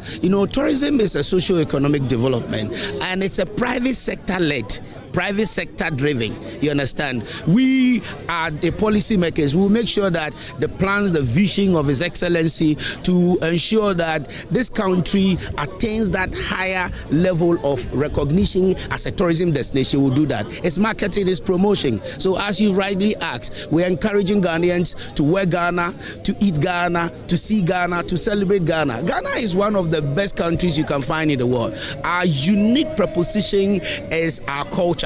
Our culture makes us different. There are 46 tribes and ethnic groups we have in the country. But look at the beautiful intermarriages that we have among our cultures. And not that alone. We have different food cuisines across the country. During marriage ceremonies, during funeral ceremonies, you see the beautiful display of our culture.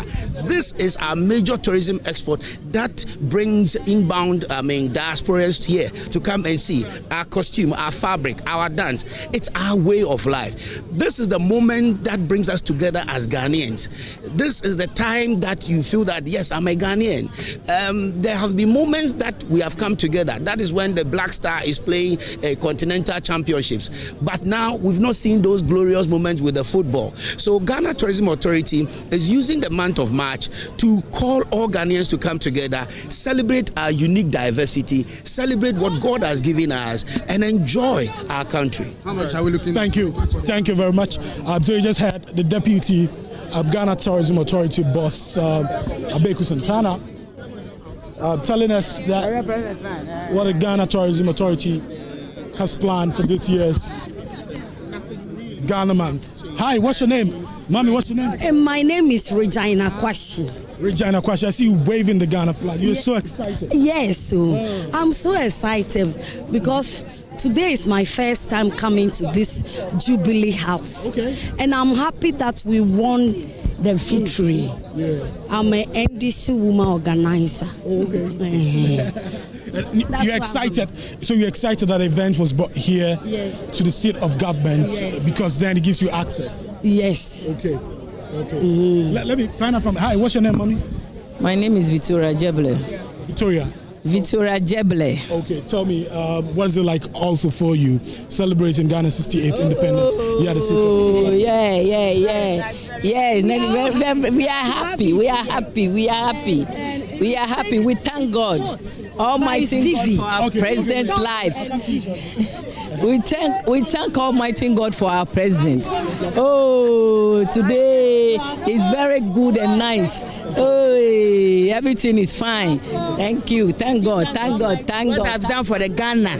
So today is Ghana 68 years. We give Almighty God. Everything is okay. This is nice. We give Almighty. Yes. So how do you see you two? How do you see the 68th anniversary? You two, how do you see it? No, I'm asking the question. Is it your first time here? No. Okay. It's not my first time here. Okay. Yeah, it's not at all. Okay. What do you want to see? What do you want to see change about Ghana? Yes, change of Ghana.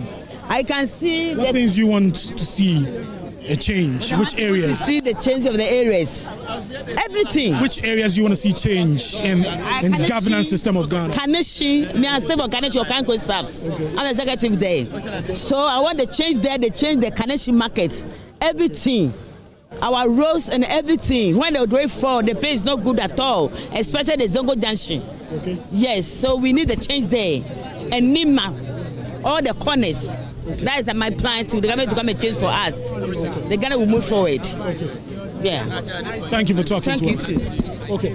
So the celebration has ended here at the Jubilee House. A lot of the dignitaries who came here are now leaving the seat of government, but this is the first time that the celebration has been brought here to the seat of government. Remember that some years ago, the NPP under the President Akufo-Addo led government started the regional, rotational, national celebration of the Independence Day. Previously, the celebration traditionally was always held at the Independence Square.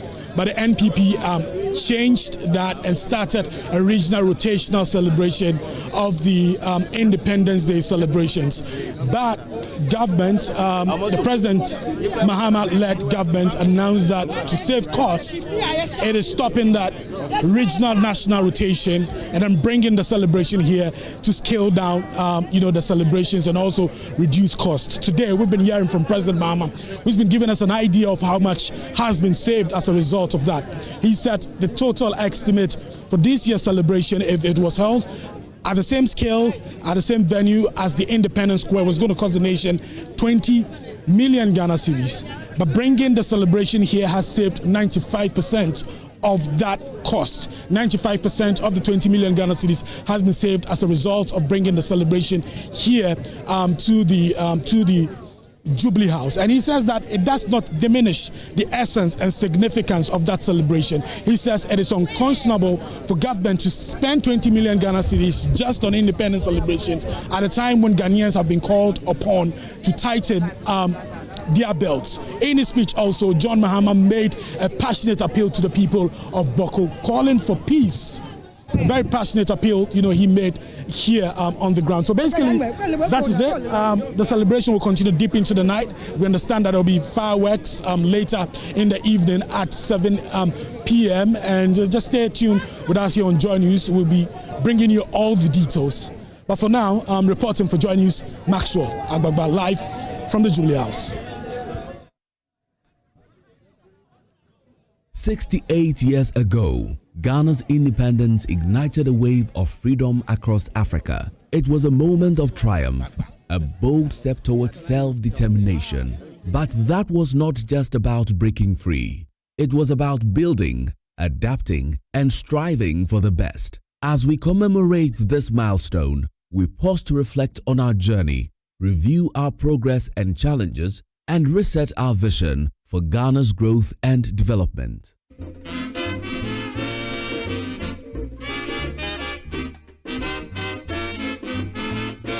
This day will never be forgotten. The 6th of March 1957, when the Gold Coast successfully get their independence official. Every great nation has a beginning. Ghana's fight was for dignity, unity, and self-rule. It was the first of its kind ever. We'd been a colony till 57, and we were under the total guidance of the British. We used to do Empire Days to celebrate the special days of the Crown of Britain. Till 57, when at independence, we started doing our own things. So you could imagine, if you could think back then, that it was such a new experience altogether. And as you would know, Ghana was the first in all of sub-Saharan Africa to have become independent. And so, in a way, we were the pioneering nation of much of Africa in terms of breaking out of colonialism into independent states. So it was very exciting, especially for students and young people. Ghana's independence, as we all know, was a great event. It inspired a lot of hope on the continent, in our immediate neighborhood. We were a relatively small country, but I think that in terms of our influence, it is completely out of proportion to our size. And independence actually was one of the reasons, being the forerunner on the continent, and there's that place. And we inspired a lot of hope. This became a pilgrimage for a lot of Africans in Africa and outside of the continent. So we got visitors from the African American community, Malcolm X, Maya Angelou, W.E.B. Du Bois. They were all coming here for inspiration. So we did inspire a lot of hope for the liberation of the continent, but of black people everywhere. And the civil rights movement, it's important to state, happened just around the same time. So at the same time that we got our liberation from colonialism, that's when African Americans were also getting liberated and fighting for liberation in the US. So all of those things, I think, drew a lot of inspiration from Ghana. There's no doubt at all that Osagyefo Dr. Kwame Nkrumah, who led the struggle for national independence, became the inspirer of the national liberation movements throughout Africa and even the world. And Ghana contributed significant diplomatic and militarily for the success of other struggles for national liberation in Africa. Indeed, Ghana became the home of the liberation movements in Africa. There is a new African in the world. That new African is ready to fight his own battle and show that, after all, the black man is capable of managing his own affairs. The foundation was laid, but the road ahead was not without obstacles. Ghana is the name, Ghana we wish to proclaim. We will be jolly, merry and gay, the 6th of March, Independence Day.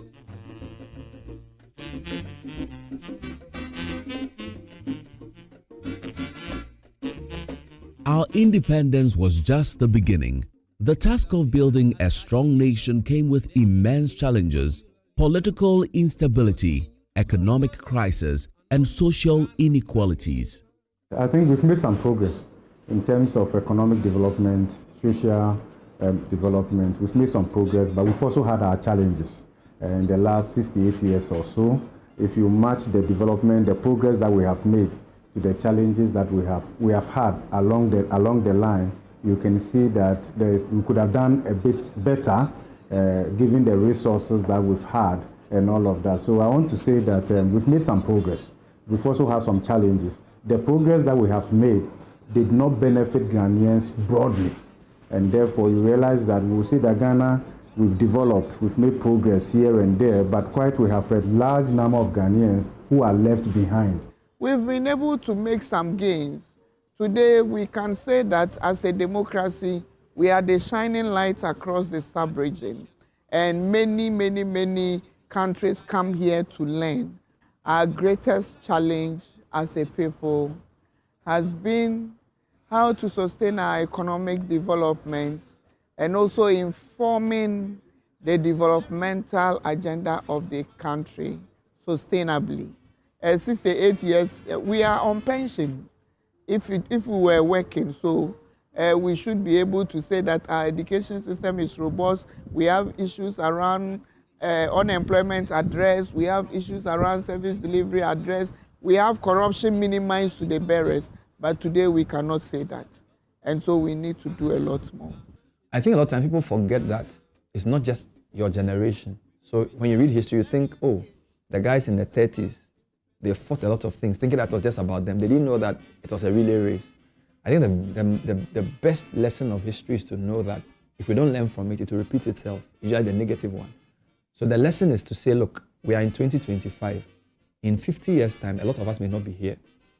Those who will be listening or watching this in 2075 should be able to say, these people laid a good foundation for us to get a fighting chance.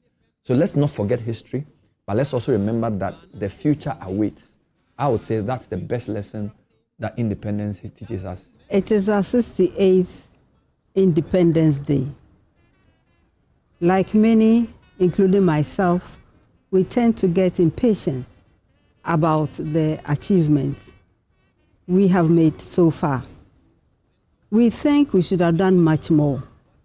We should have done much better. The country should have been in a better shape.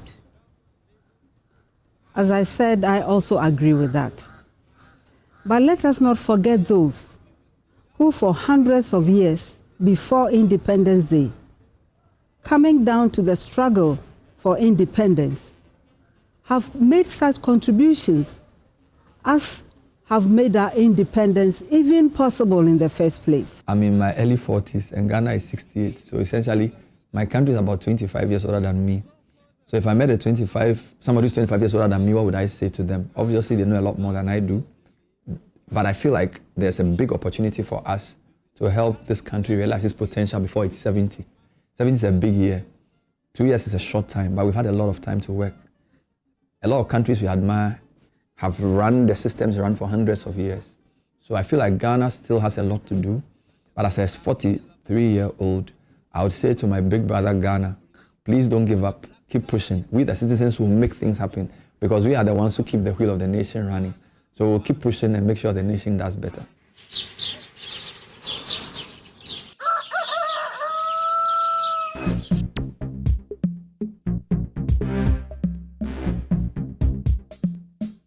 Ghana stands at a pivotal moment in history.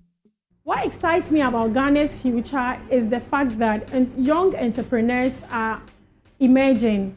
And then the entrepreneurial spirit in the youth is something to highly recommend and applaud.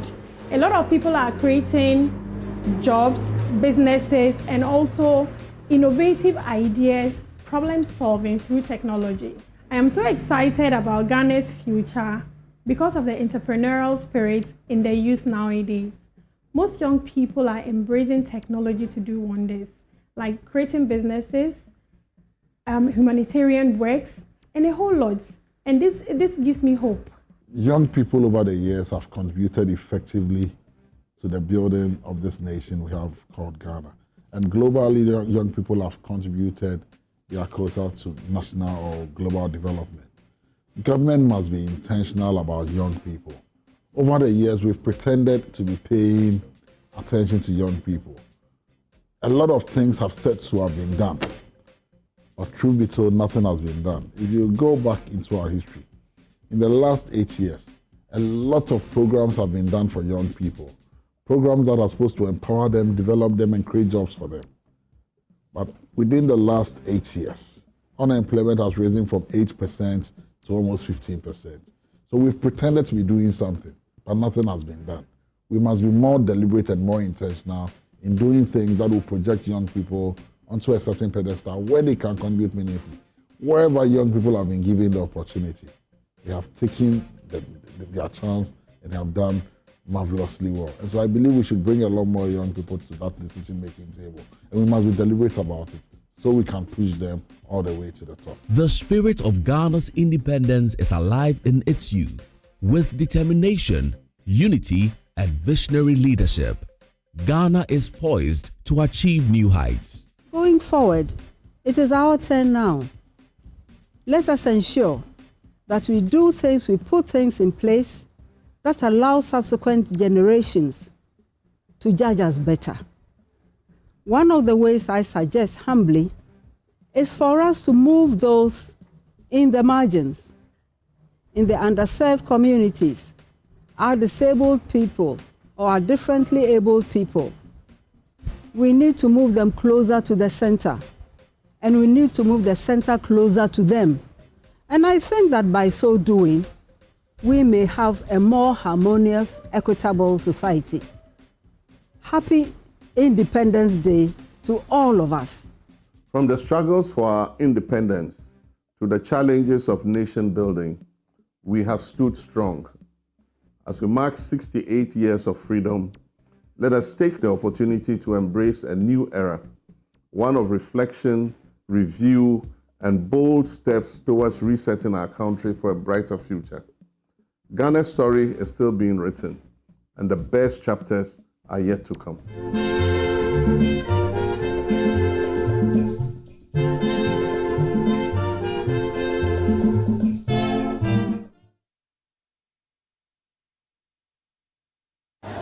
Your beloved country is free forever. Let the band play our national anthem. And from now on, that national anthem is the national anthem of the Gogo to be played on all occasions.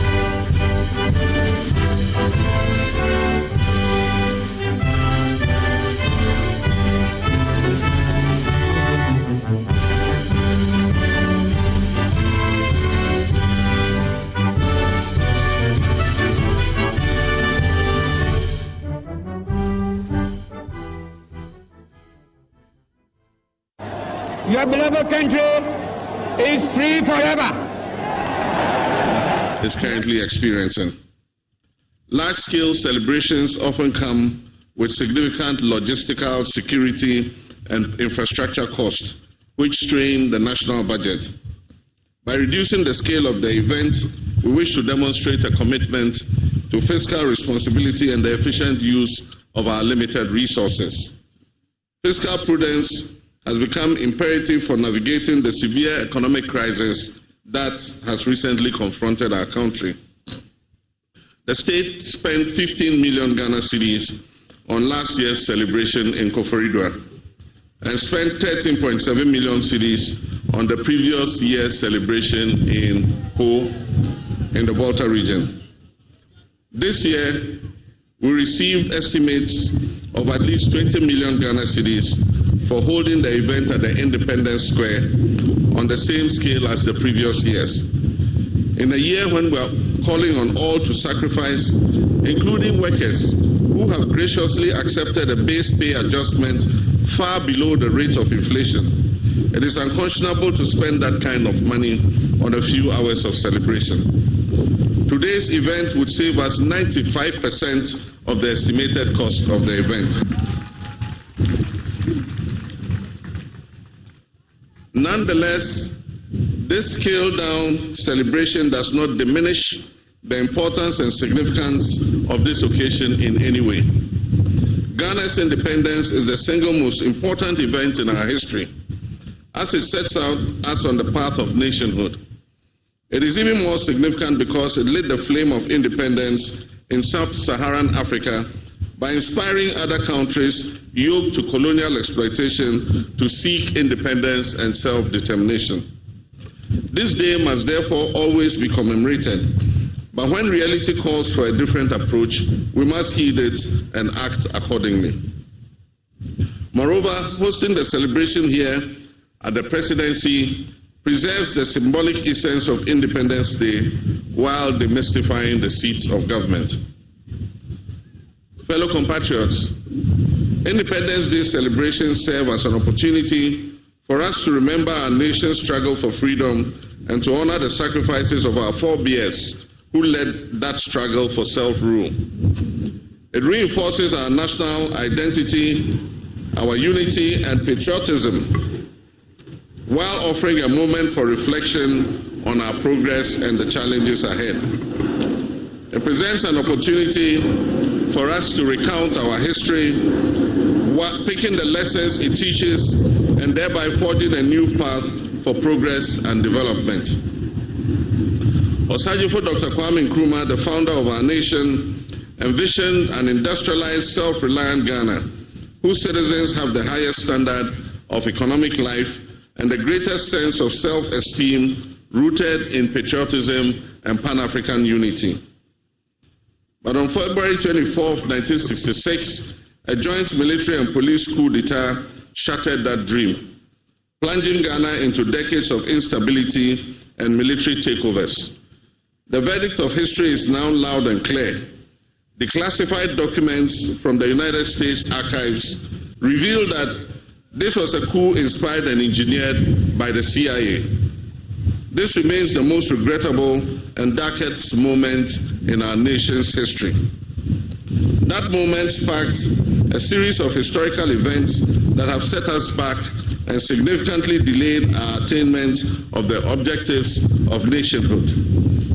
We have had moments of triumph and moments of anguish. We have now blossomed into a fully fledged democracy with a healthy culture of peaceful power transfers. We must, however, remind ourselves that democratic participation transcends just the act of voting. It is fundamentally about accountability and the security needed to demand it. It is about safeguarding the people's freedoms and rights and fulfilling the promises of socio-economic prosperity enshrined in our founding document. Our history is complex, marked by struggle, resilience, and renewal. But through it all, one truth stands firm. The unbreakable will of the Ghanaian people has ensured that no matter the twists and turns, our democratic spirit endures and our destiny remains in our own hands. While we reflect on our journey, we must also review our standing today. We must assess our economic outlook, education and human resource development, natural resource management, national security, and our governance arrangements. It is essential for us to conduct a thorough review of our healthcare system, agriculture and food security, infrastructure and urban development, and the role of science, technology, and innovation. In this era of green transition, we must recognize our unique circumstance that is a nation rich in natural resources, yet vulnerable to climate change, and we must chart a path that balances sustainability with economic growth. 18 years ago, as we marked our Golden Jubilee, 50 years of independence, we celebrated offshore gas and oil and gas discovery. It was a moment of great optimism, promising a new era of economic transformation and attracting significant investments into Ghana's petroleum sector. However, in recent years, poor choices have stunted our prospects and left us reeling from serious challenges. This stark reality, far from dampening our spirits, must spur us on to strive for rapid development. For if our forebears, armed with far less, did not permit their backs to be broken, by a repressive and exploitative colonial administration representing an imperial power, how can we, their progenies, armed with far more, despair in the face of these challenges? Rather than perpetually decrying our failures, every anniversary of our independence must present an opportunity for us to account for the legacy we are building for our next generation. We of this generation are merely custodians of this country and resources. They are entrusted to us to manage them wisely today for the generation of tomorrow. These independence anniversaries must therefore be a moment of reflection, not on what we have done for ourselves, but on how well we have stewarded national assets for those we will hand them over to in the future. Our story cannot be one of missed opportunities. It must be one of continued effort to achieve far more than we can boast of now. Posterity will not accept our failures or take them kindly. As President, I am committed to providing the bold leadership and the clarity of vision that is needed to navigate the turbulent economic waters we are sailing in currently, while safeguarding our future. Discussions about our independence often highlight our reliance on imports, on donor aid, and IMF bailouts as signs of continued dependence. This reminder is repeated so often. Is free forever.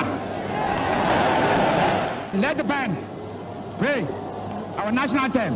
And from now on, that national anthem is the national anthem of the Gogo to be played on all occasions.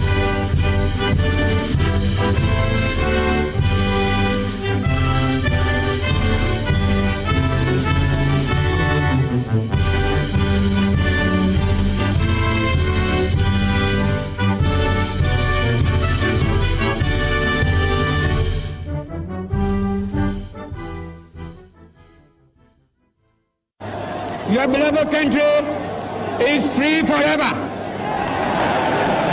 Let the band play our national anthem. And from now on, that national...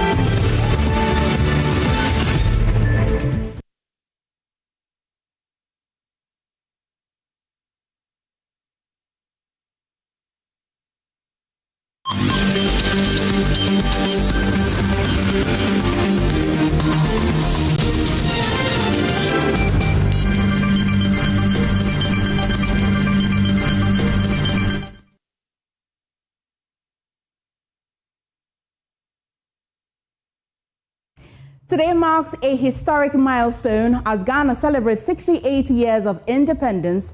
On this day in 1957, Ghana became the first sub-Saharan African nation to break free from colonial rule, paving the way for self-governance and inspiring liberation movements across the continent. Happy holiday and welcome to News Today. Stay with us as we bring you the latest updates and voices from across the country on this special occasion. We're live on DSTV channel 421 and GoTV channel 125. I'm MFA Akosia Adeti, and we are your home of independent, fearless and credible journalism. Coming up this afternoon. Government saves 19 billion Ghana cedis by hosting Independence Day at Jubilee House. President Mahama justifies cost-cutting move. It is unconscionable to spend that kind of money on a few hours of celebration. Today's event would save us 95% of the estimated cost of the event. We'll also bring you the people's perspective of Ghana's 68 years of independence. South Africa for almost half of the do it almost a Friday, but almost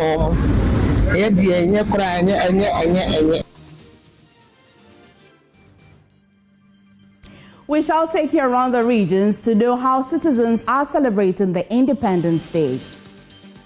But sadly, 3 dead, several injured as fire and explosions rock mining shops in Konongo, Odumase.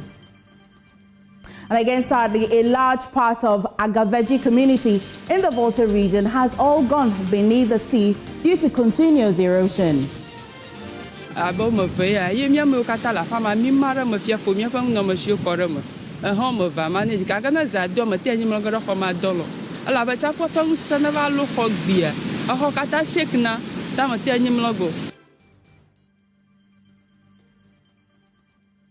We'll bring you updates on how the Volta Regional Minister James Gunu spent the night outdoors with the victims of the tidal wave. Many thanks for choosing us this afternoon. Stay for details.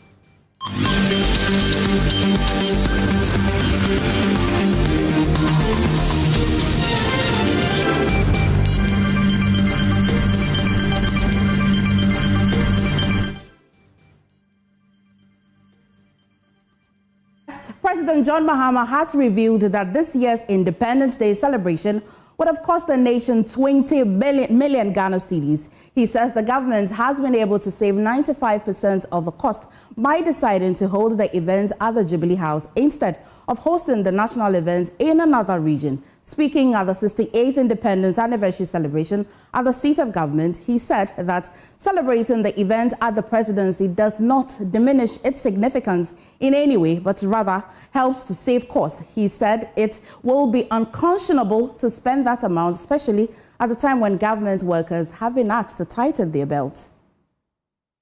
10 years ago, during the 58th Independence Anniversary, we implemented reforms to the annual Independence Day parade. This reform eased the burden of thousands of school children who march, sparing them from hours of standing in the scorching sun. They formed up on the parade ground only when it was time for their march past and presidential acknowledgement. A few years ago, the previous administration also implemented reforms, deciding to rotate the hosting of Independence Day celebrations among the regions of our country. This initiative was intended to bring the celebration closer to all our people. Unfortunately, this year we are constrained not only to interrupt the celebrations rotation amongst the regions, but also to hold it on a scaled-down version here at the forecourt of the presidency instead of the traditional Black Star Square. This is necessary considering the economic crisis our nation is currently experiencing. Large-scale celebrations often come with significant logistical, security, and infrastructure costs, which strain the national budget. By reducing the scale of the event, we wish to demonstrate a commitment to fiscal responsibility and the efficient use of our limited resources. Fiscal prudence has become imperative for navigating the severe economic crisis that has recently confronted our country.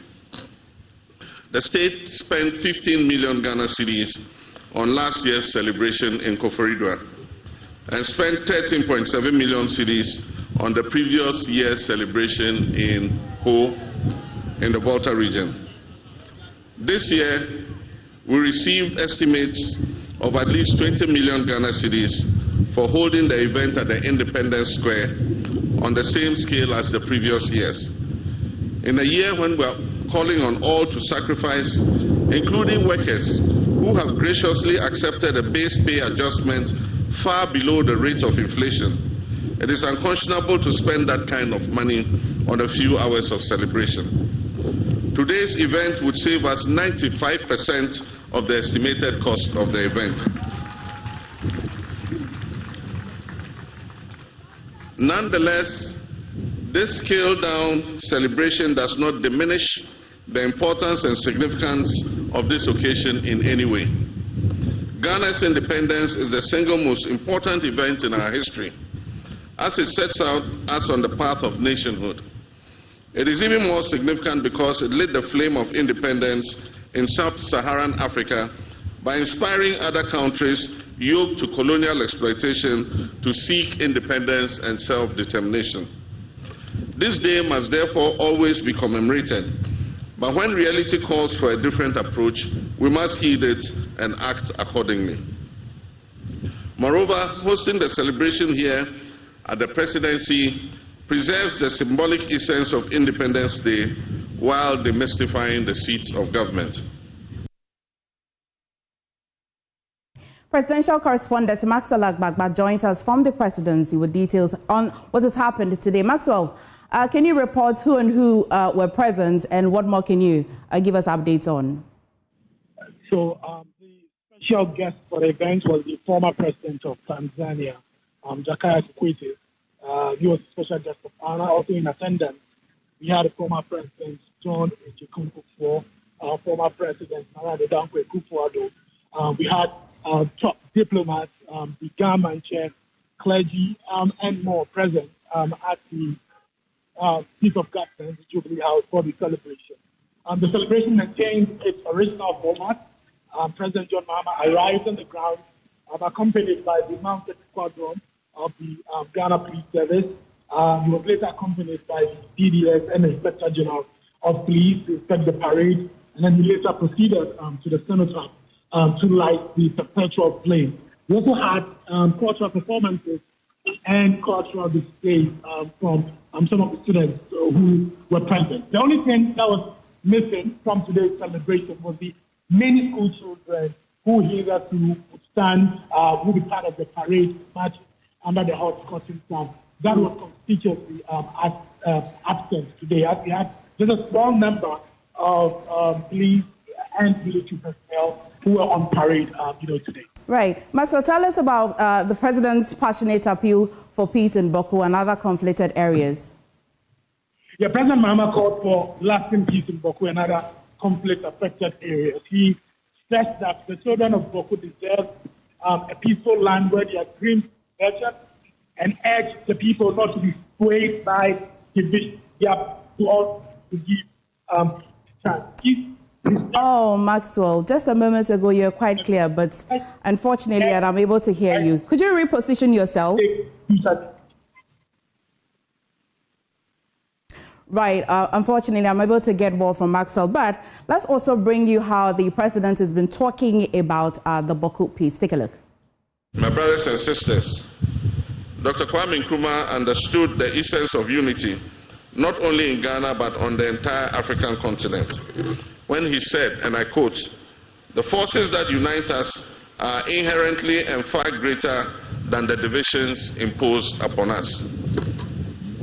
In the spirit of unity and brotherhood that this independence represents, I wish to speak directly to you, my brothers and sisters, in Boko and everywhere in our land where conflict is raging.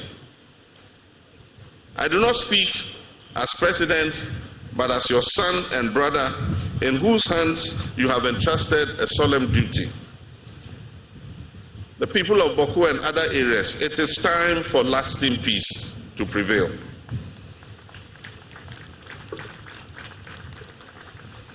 Our children deserve to inherit a peaceful land where their dreams are nurtured, not where their nightmares are relived. They deserve to inherit a land where our markets are bustling with trade, not tension and conflict. They deserve to inherit schools that echo with learning and not melancholy. Let us not be swayed by division, mistrust, and the weight of past injuries.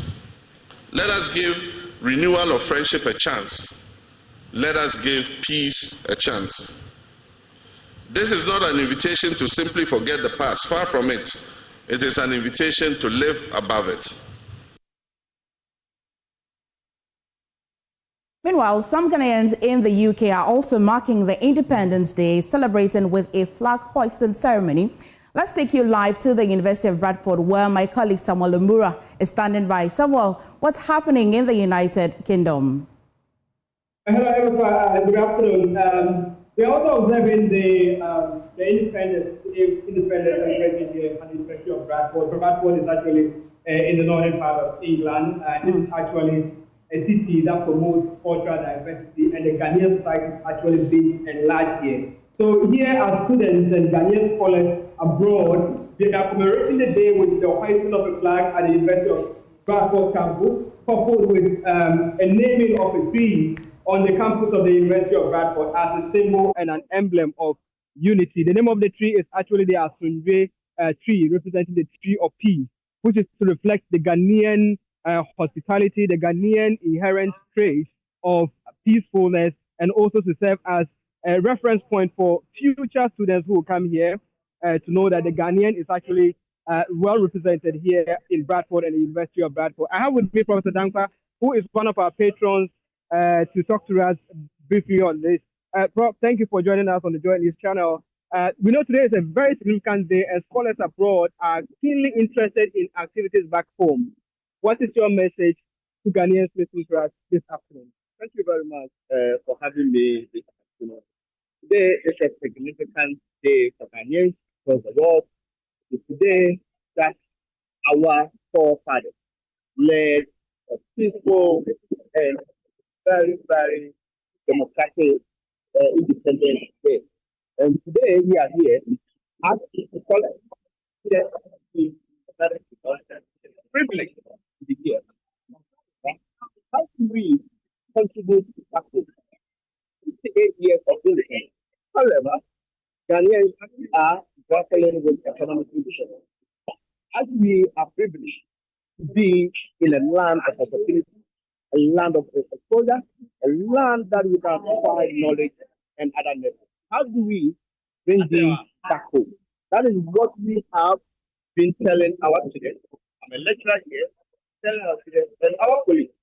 How can we work with policymakers, government and community, and also how can we contribute meaningfully in achieving economic independence? So, we know that we have the human resource, we have the human capital based in the UK and beyond. What can the government back home in terms of policies do to attract these scholars to also add or integrate their ideas in ensuring that the policies that will be implemented are tailored towards the development of the country that will maintain and retain our human capital? Yes, thank you very much. As you know, we have the human capital. However, the effective government has failed to connect and link with human capital. However, we give you appreciation. We please, and we are willing as scholars and professionals to work to see how best we can contribute meaningfully to the development of our others. All right, thank you very much, Professor Dankwa. So Professor Joseph Dankwa is one of the patrons of the Ghanaian Student Society here at the University of Bradford, and they are from the Ghana Scholarly Society here in the UK, and they have always fronted the development of Ghana, coming out with research papers to also influence policies in the country. So from here at the University of Bradford, we say Ayiko to all Ghanaians as we celebrate this wonderful 68th birthday. I wish you all the best. Ever find this evening. Kim, to stand by you, and a happy Independence Day to you and all the Ghanaians who watch us across the world. Now, moving on, celebrating its historic role as the first sub-Saharan African country to attain independence from colonial rule, Ghana is 68 years old today. As the nation reflects on this journey, Godson de Graaf Tapia gauged the perspectives of citizens and a political historian on the country's pursuit of a stronger democratic future. March 6, 1957 marks a focal moment in Ghana's history and the wider narrative of African freedom. As the first nation in sub-Saharan Africa to gain independence from colonial rule, Ghana ignited a wave of hope and determination that swiftly spread across the continent. As the country commemorates 68 years of sovereignty, citizens pay tribute to the courageous leaders and visionaries who fought tirelessly for freedom and self-governance. Ghana, your beloved country, is free forever. This anniversary serves as a stark reminder of the resilience of the Ghanaian people and their steadfast dedication to building a democratic society. Over the decades, Ghana has established itself through its rich cultural heritage, economic growth, and an active role in regional and global affairs. Some Ghanaians shared their perspectives on the journey towards independence and development thus far. Independence,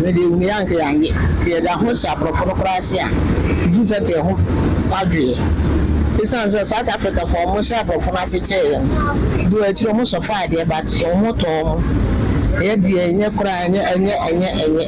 they won Ghana independence now up to date, number one of my society to media because number one my society. That's no dear. Sisian to cry, you want to say, and yes, sir, Madam, I didn't check a clan, and yes, sir. Because this year, Crano, you want to send come more back on the buy and a day. Nanky and yes, by no crowd is this year, and you're plenty, you found DNA and a dear. Madam, I didn't check a clan and say, yes, so much found you in my idea. But I see so something for necessary moon, like a hotel. As Ghanaians come together to celebrate, it is crucial to reflect on the nation's complexities, recognizing both achievements and challenges. Dr. Samuel Edujemfi is a political historian with the Kwame Nkrumah University of Science and Technology. What is closely linked to that is that even though some have said, some scholars in government and politics and all that have tried to argue that rather radical nationalism is what led to Ghana's independence, and that really took effect from the 1945. But I say no. Before the First World War, the interwar period, the League of Nations, and up to 1945, after the Second World War, the formation of the UN and all that, the region called Gold Coast had strong African scholars. It had also had several youth movements, if you like, right, which was pushing for such independence. From ancient empires to modern democracy, Ghana's journey is a testament to the strength and determination of its citizens in their striving for a brighter future. From Kumasi, Godson de Graft appears report for JoyNews. Land of freedom, everybody talk. And I'll take you across the country to gauge how persons as well or citizens celebrated today. And I'll take you up north. Martina Buguri joins us from the northern region. Martina, what happened in the northern region and what is still happening in the northern region?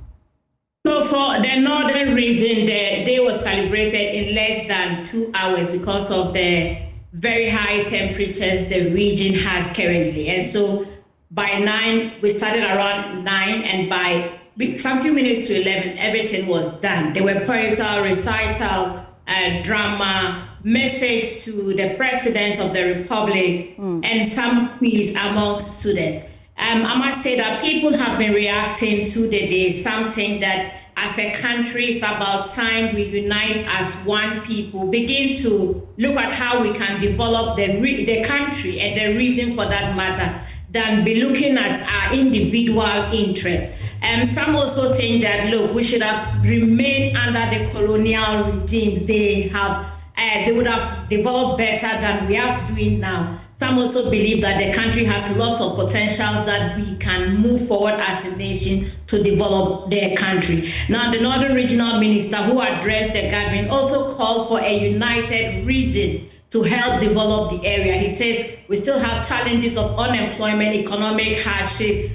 We also have issues of quality education to address. And so he's calling for a united region to be able to develop the region. Well, Martina, but for you, did you identify any difference as to last year's celebration and this year's celebration?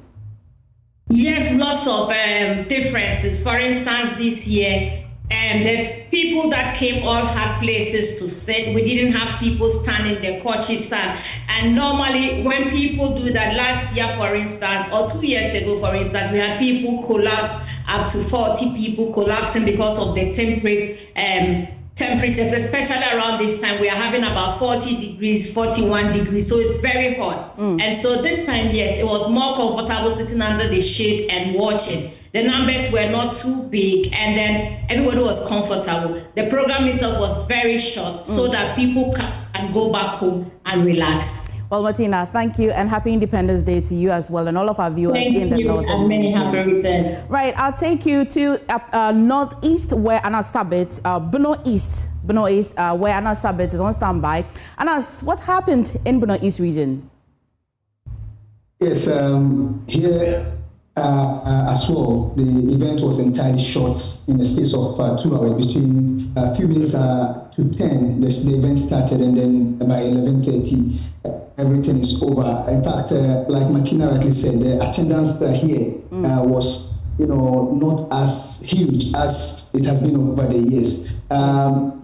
Probably people were thinking, because there was an announcement that there wouldn't be an Independence Day celebration earlier, as government announced at the Independence Square. People thought it is going to, be across the country. So it was fully an event of school children and then a few members of the general public who showed up to celebrate Ghana's Independence Day. In fact, the entire parade was for students, some few cadets, groups from the various senior high schools in the area, and then some basic schools as well did the marching. Not even a single security team, comparison of the police, military, and fire. None of them marched today. What stood out has to do with one young man by the name of Anif, who decided to do the painting of Ghana's first president, Dr. Sajiko Kwame Nkrumah, in the heart of the exercise. So from the start to the end, he was done painting Dr. Kwame Nkrumah, and he had to present it to the authorities. And it was beautiful, it was colorful. So that is one of the unique things that we saw here in the Techiman metropolitan area. Thank you so much, Anna Sabit, for bringing us reports from the Bono East region. I'll take you to the Upper West region, where Rafiq Salam is on standby. Rafiq, what happened in the Upper West region?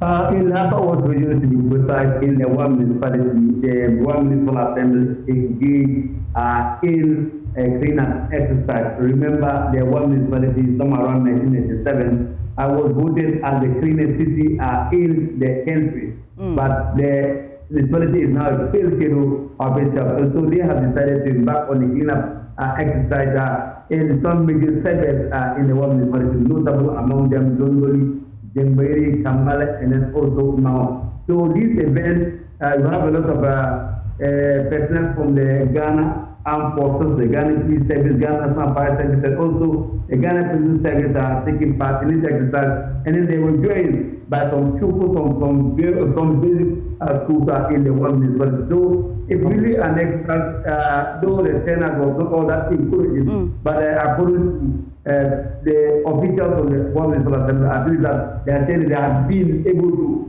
at least clean the city, because this is something that is having a lot of toll on the internal generator fund. So if they are able to clean the city, the folk in the city, at least it will go a long way in trying to reduce the amount of money used on the collection of garbage. Right, Rafiq, that must be some holiday for people in the Upper West region. But thank you so much for bringing us that report. And to you as well, a happy Independence Day to you. Thank you very much. Right.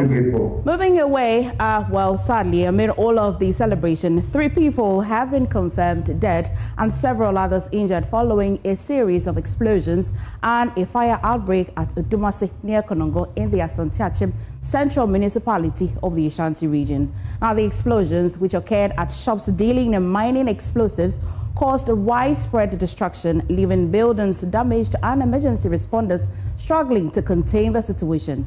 Among the deceased is a man identified only as Menta, who was burned in the inferno, and a woman known as Akos, who suffered a fatal head injury while fleeing, and another victim impacted by the blast. 2 firefighters, however, are among those injured, with one collapsed after his fire tender was caught in the explosion. The cause of the incident remains quite unclear, but investigations are underway as emergency services continue to rescue efforts.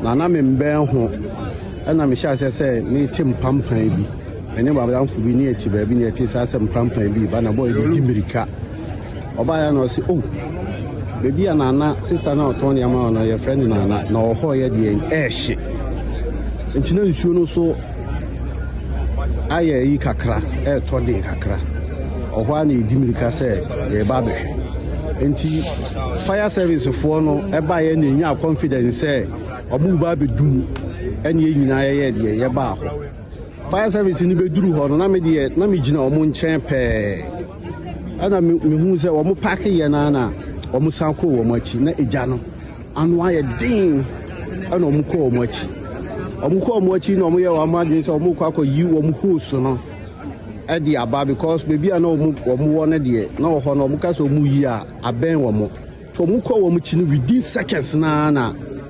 exploration here there e buy ejije kase ejije be 3 times first one boom na ahanyina ye dum ahanyina ye mfuturo nko a me de na me ben ho eto ye no mom de experience kakra mi ya ni nyina ne se bibi se si a eto ye se ope baby ye de ekotale enti nya baby ekotale ye na because no ho nyina ye tuma ye se metale ho na che se mfuturo no ekokakra ansa na ma de ma firi ho and you put one year in an flew one on a second one as I had at 2 and so the baby tale and 3 times in an idea.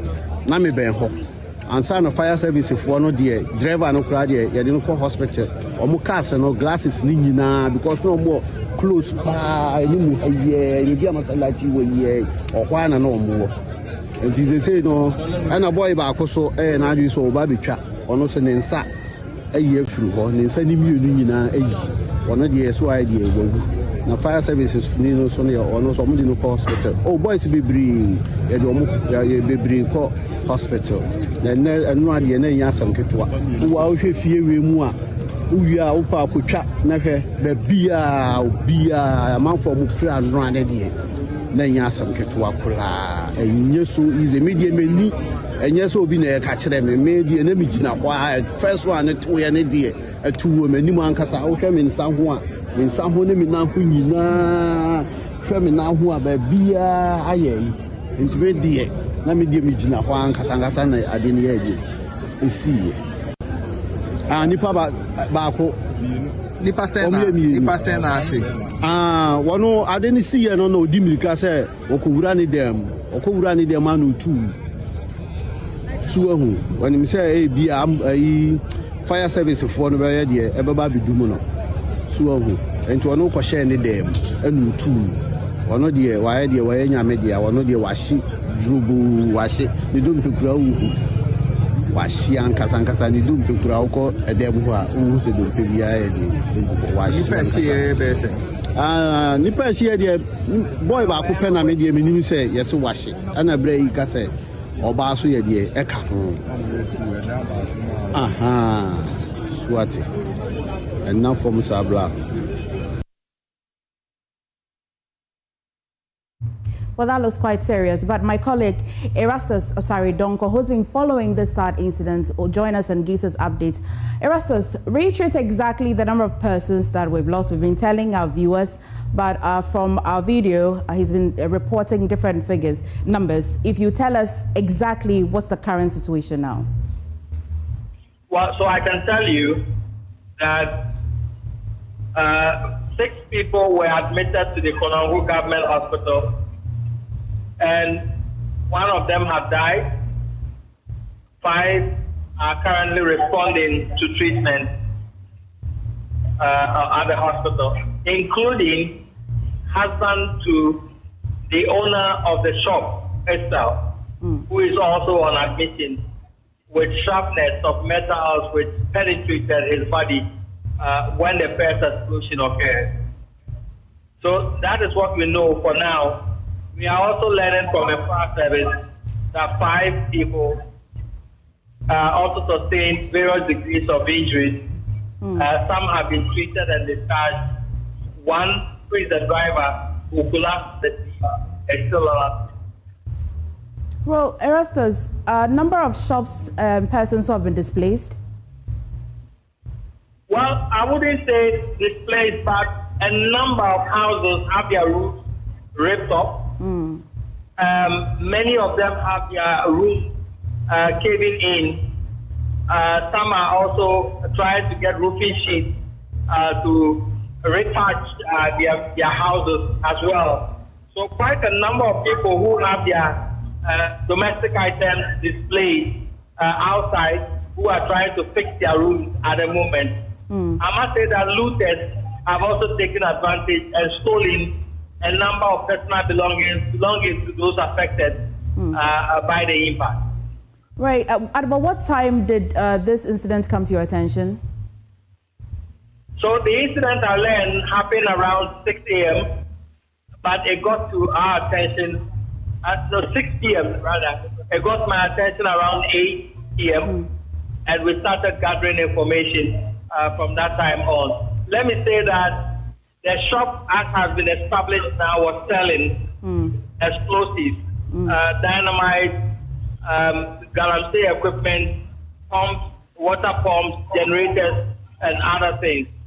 And this is not the only shop that sells those items. There are quite a number of shops who also sell some of these explosives. Right. Erastus, and again, do we know whether there are some sort of interventions so far?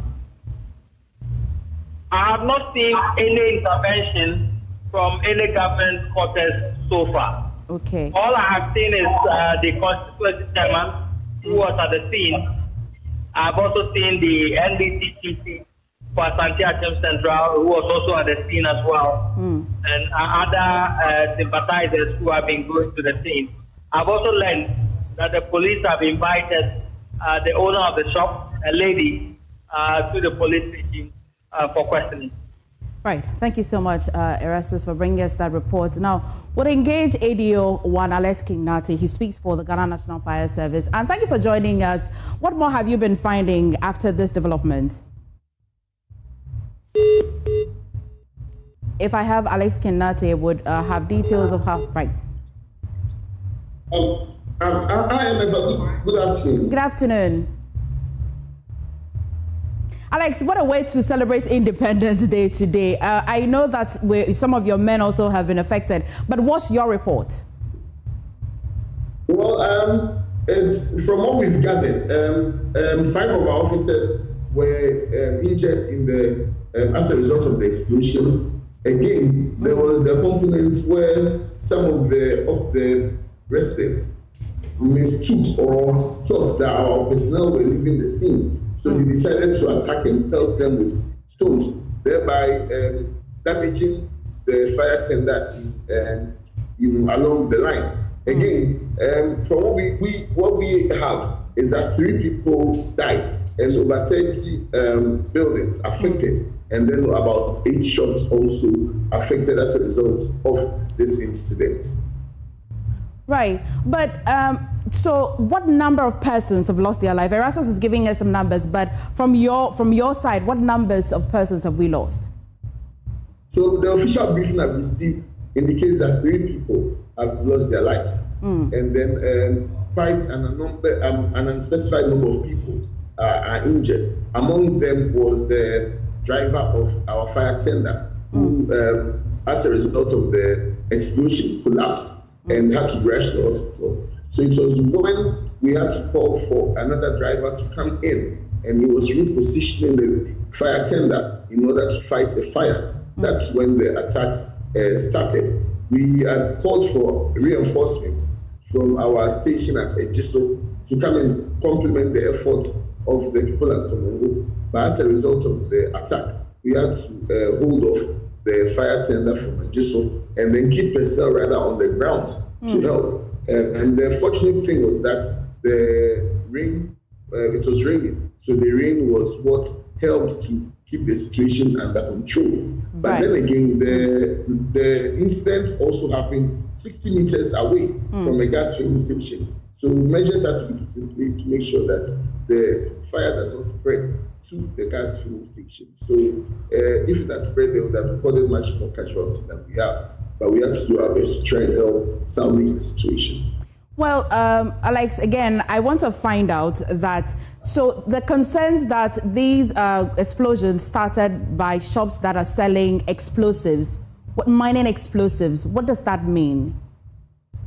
Yes, so it's confirmed that the shop, it looks like Konongo, that area is known for mining, or in this case, illegal mining. And so when in this illegal mining, some of them resort to using explosives. And these explosives, once they come into contact with any heat source, has the capability of exploding. And that is what we saw. Even from the briefing I got, one of the residents had initially approached our officers to try and keep a distance.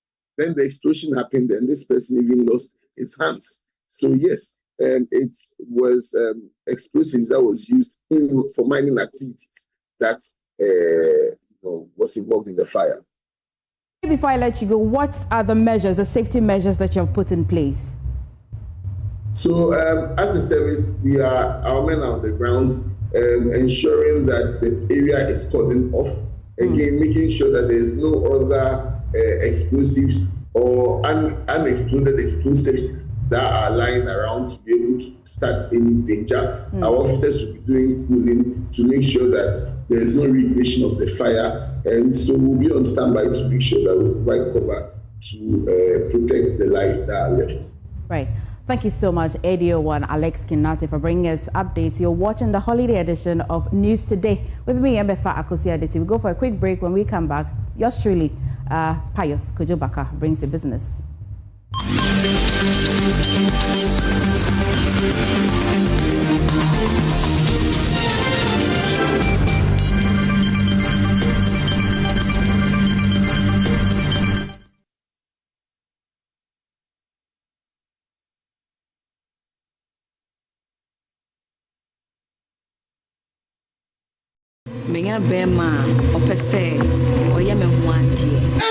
Congratulations.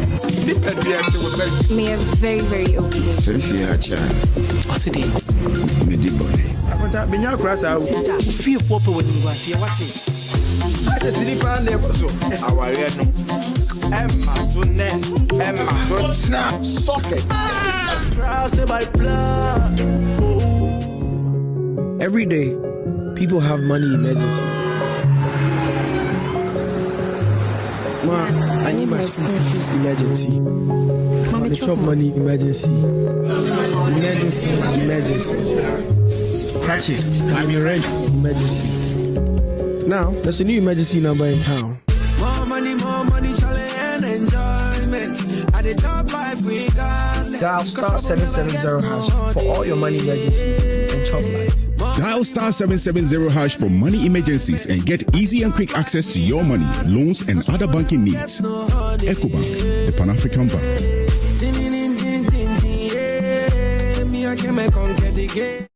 You're strong and you're tough.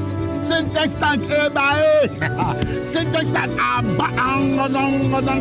Ladies and gentlemen, I beg you check your tank and get Syntax SINTEX. Wait, you're just over 25 years. We are made in Ghana water storage solution. You were green, you were blue, colors in here. Great. That's it, your baha, your mom free water. We have over 400 agents nationwide. Just Ghana finance, yeah, baho. Find us on social media, Syntax Ghana. Not nominate here. Say Giovanni, Syntax, I need you in this community. And it's that simple. I will be there myself. Syntax Ghana page me. All right, so just like that, we're wrapping up inside Tessie. Syntax Tank!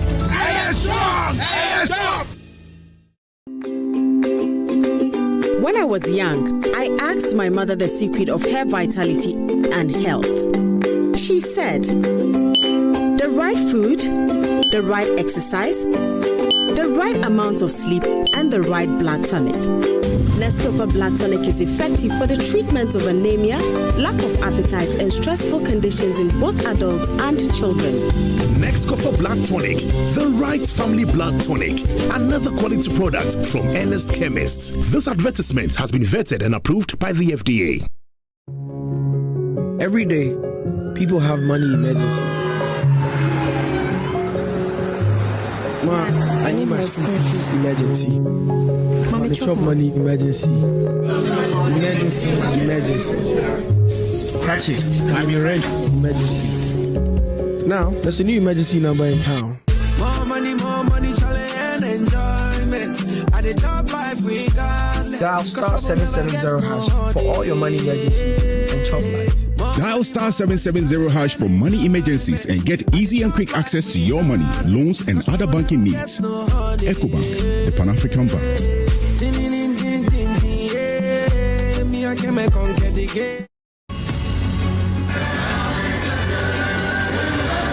Yebeye medical tourist destination.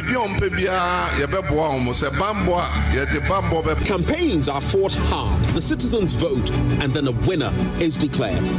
I have the singular honor as the returning officer to declare His Excellency John Dramani Mahama as the winner of the 2024 presidential election. The winner takes it all. But do politicians ever go back to the citizens to ask them what their expectations are? And do the citizens get to engage government about issues that matter to them? The CDD Ghana Citizen Expectation Town Hall strain will travel across the country, collecting and collating the expectations of citizens of their government. The train stops for the youth in Tamale in the northern region on the 11th of March, then for women in Ho in the Volta region on the 13th of March, followed by people living with disabilities in Accra in the Greater Accra region on the 18th of March, and finally for the aged, also in Accra in the Greater Accra region on the 20th of March. Join the conversation now and share your expectations on CDD Ghana's social media platforms using the hashtag CitizenExpectationGH and also on this radio station. From the 25th of February to the 20th of March 2025, follow the 10 regional town halls train and 4 special groups town halls on this radio station and all CDD Ghana social media platforms. The CDD Ghana Citizen Expectation Town Halls is powered by the Adum and Joy brands of the Multimedia Group with generous support from the Foreign, Commonwealth and Development Office. Better to confront misunderstandings immediately and head on to avoid more misunderstanding. I have found out over the years that transactions don't pay. Good leadership is about being vulnerable, being open to know that some of your ideas might not always be 100%. You never see failure as an option, so you continue to work hard. Normal to get to a point where you feel you're flat, you're plateauing, but don't give up because of that, because you need a new S-curve to get you to the next Mark your calendar and tune in every Sunday at 9 p.m. on JoyNews. Springboard your virtual university. Your personal value will shoot up. Step up with DSTV and we'll show up by giving you more incredible entertainment. Going to have a little fun. Upgrade your subscription between the 13th of January and the 31st of March and get an even higher package for a whole month on us. Buckle up, here we go. There's nothing better than putting a little bit in but getting a lot out. Time to boost some office morale. Incredible! If you want to build a future, you gotta know what you want. Step up and we'll show up on your home of entertainment, DSTV. Every day, people have money emergencies. Ma, I need my school fees emergency. Mommy, chop money emergency. Emergency. Patrick, I'm your rent emergency. Now, there's a new emergency number in town. More money, challenge and enjoyment. At the top life we got. Dial star 770 hash for all your money emergencies and chop life.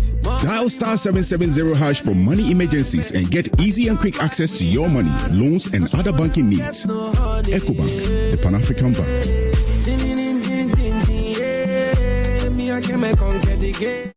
You're strong and you're tough.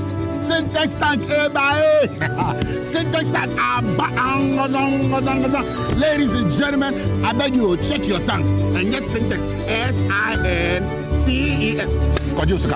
Where you're trusting over 25 years, we are made in Ghana water storage solution. You were green, you were blue, colors in there, but gray. That's it, Yabaha, your mom free water. We have over 400 agents nationwide. Ghana Finance, Yebaho. Find us on social media, Syntax Ghana, can nominate here.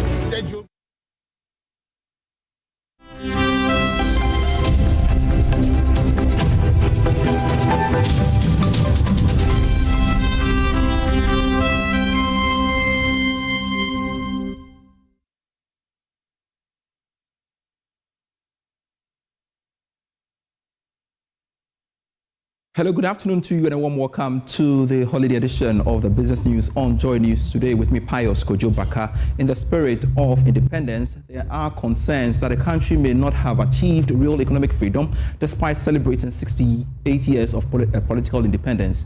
The following business desk has more.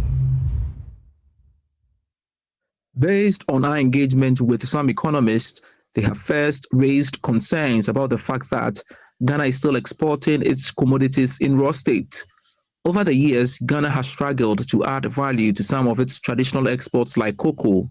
This is due to the fact that after 68 years of independence, the prices of these commodities like gold and cocoa are still being decided by the buyers on the international market. Some have even argued that Ghana still has no say in the pricing of these commodities, despite the fact that, together with Ivory Coast, they command more than half of the cocoa market. This development often leaves the Ghanaian economy with some serious shocks from price volatility. The development has also negatively impacted on the Ghana cedi and even the livelihood of some Ghanaians. Also, some have highlighted the fact that the Ghanaian economy is tied to the policies from some of our development partners. Ghana has been to the IMF about 17 times, and some analysts have even projected that this will not be the last time that Ghana will go to the fund for support.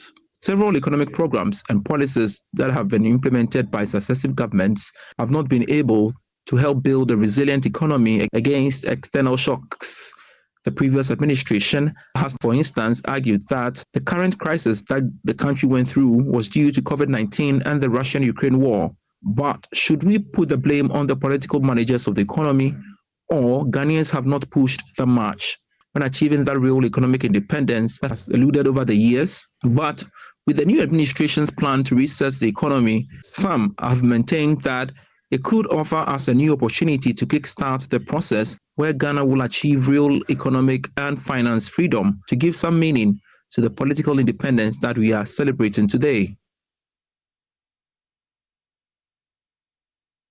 Financial economist Professor Lord Mensah has expressed concerns about the variations with the actual cost of the new Bank of Ghana headquarters, welcoming moves to conduct a value for money audit into the new building. His comments follows a revelation by the governor of the Bank of Ghana, Dr. Johnson Isiema, that cost of the building increased from $81 million to $261.8 million. But reacting to the issue, Professor Lord Mensah said that the central bank must come clear on the actual cost of the facility. Well, when you look at project management and the payment to contractors, normally they are in phases. And I don't know the percentage of completion of the project to call for, more than, I think, 90% of the payment as we see from the numbers. So if it turns out that, the current state of the project is about 90% complete, and then 90% of the payment has been done, that is okay. But if we have a structure which, let's be honest, when you look at, a big structure like that, don't look at just, the block work that is making up the structure. Usually the fittings even more than the block. So if the fittings has not come in, furnitures and then all those, security systems that needs to be put in place to befit, a central bank, building are not in place, and we've incurred, 230 million already, which it's left with about 31 million to be paid. Then it calls to question, because I mean, if you look at project, settlement, I mean, you look at it in phases, and the phase that will be completed should determine the amount of, the part of the cost that needs to be relayed to the contractor. That's it for business on Joy News today. The news continues after this break.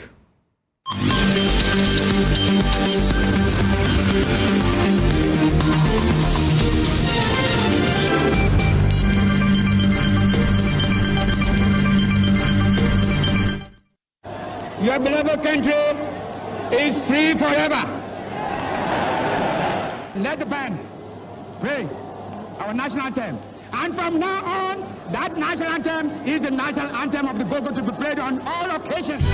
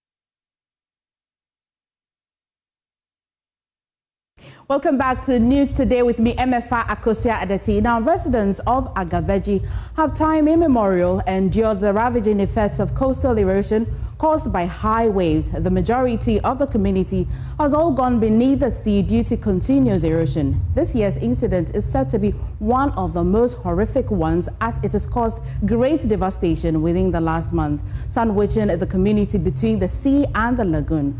Fred Kwame Asari visited the community and has filed this report.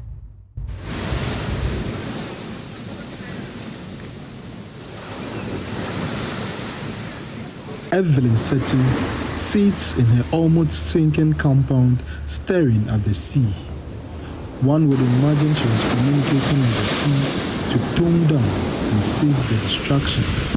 6 villages, rooms and households have been washed away by the sea within the last 7 days.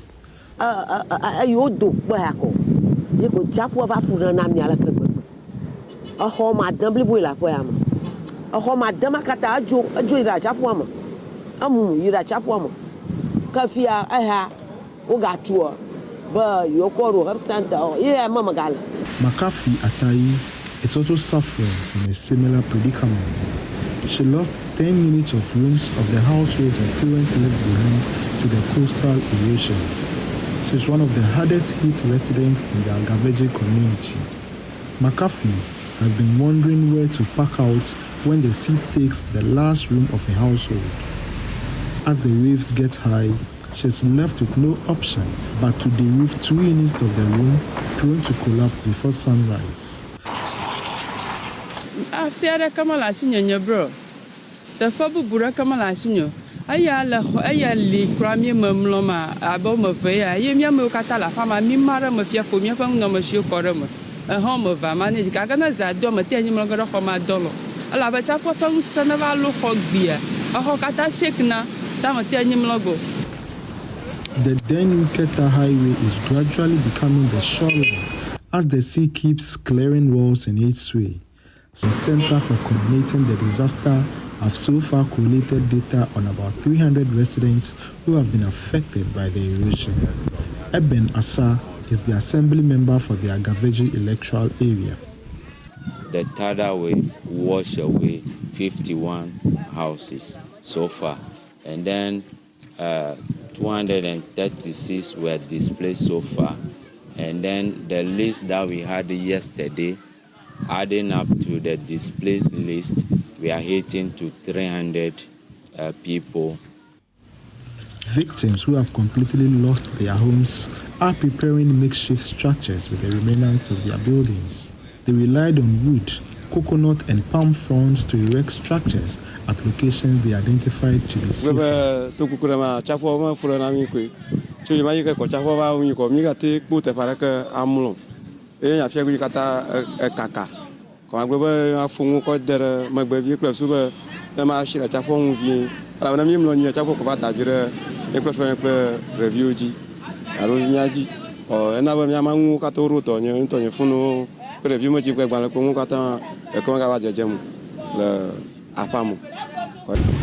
Keeps coming at the vicinities of the structures put up across the roads. This is mostly experienced in the evening and at dawn.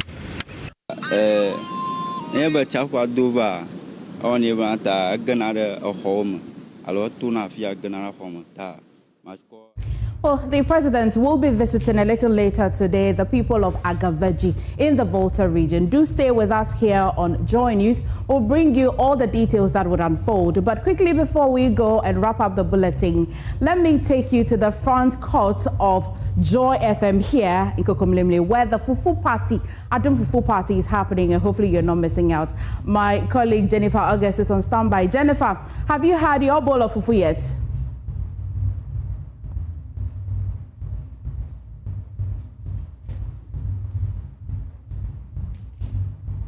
Well, on your screens now are persons who have left. Madam,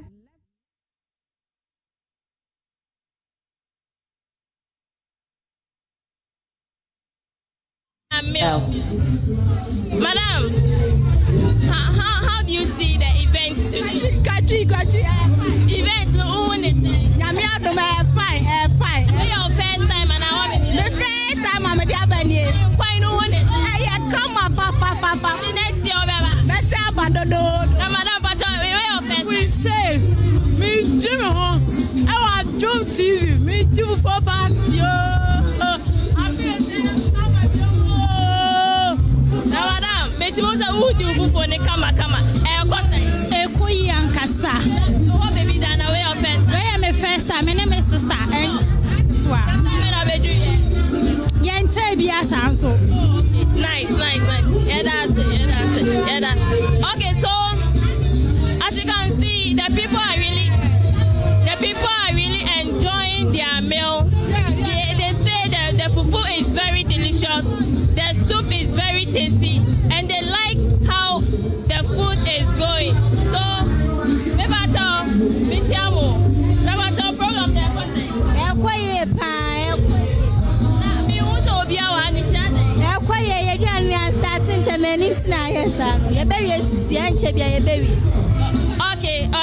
Okay. So as you can see, we are where the soup is being prepared. Akoko nkwan wo ha, aponche nkwan, tilapia nkwan, ebunu with dry fish. Oh, nice. Mitimo se kokama pa, kokama. Na mbene wo ho. Aponche wo ho, aponche nam wo ho, akoko nkwan wo ho, dry fish wo ho. Tilapia wo ho. And cotton kitten me nyina afa frame wo ho. 2 fingers. Thank you very much. Okay, so there is sliced soup. Be a Ghanaian and I'll show you a big bowl of fufu with aponkinam. How to celebrate the Independence Day here with the Adum Fufu Party. You haven't missed out, but that'll be all for today on the news today with me, MFA Akosia Adeti. Have yourself a happy holiday. For more news though, do log on to myjoyonline.com.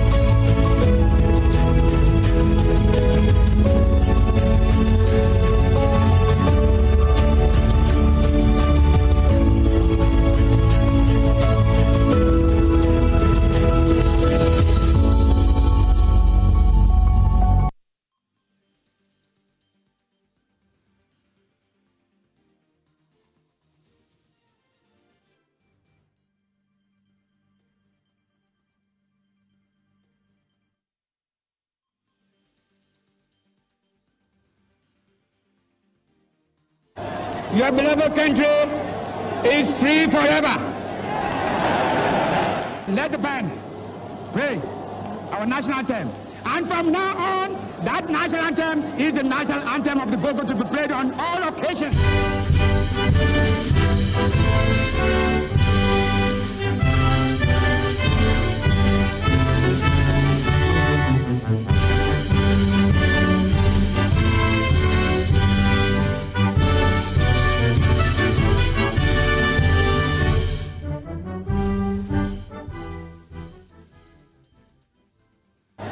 Your beloved country is free forever. Let the band play our national anthem. And from now on, that national anthem is the national anthem of the Gogo to be played on all occasions.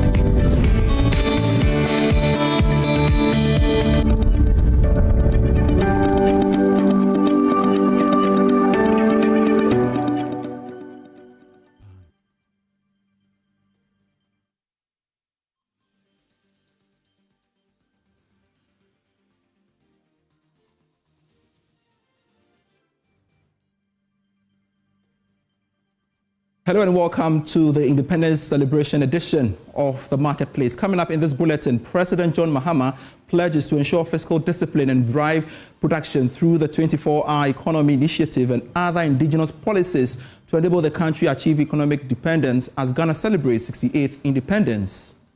As President, I am committed to providing the bold leadership and the clarity of vision that is needed to navigate the turbulent economic waters we are sailing in currently, while safeguarding our future.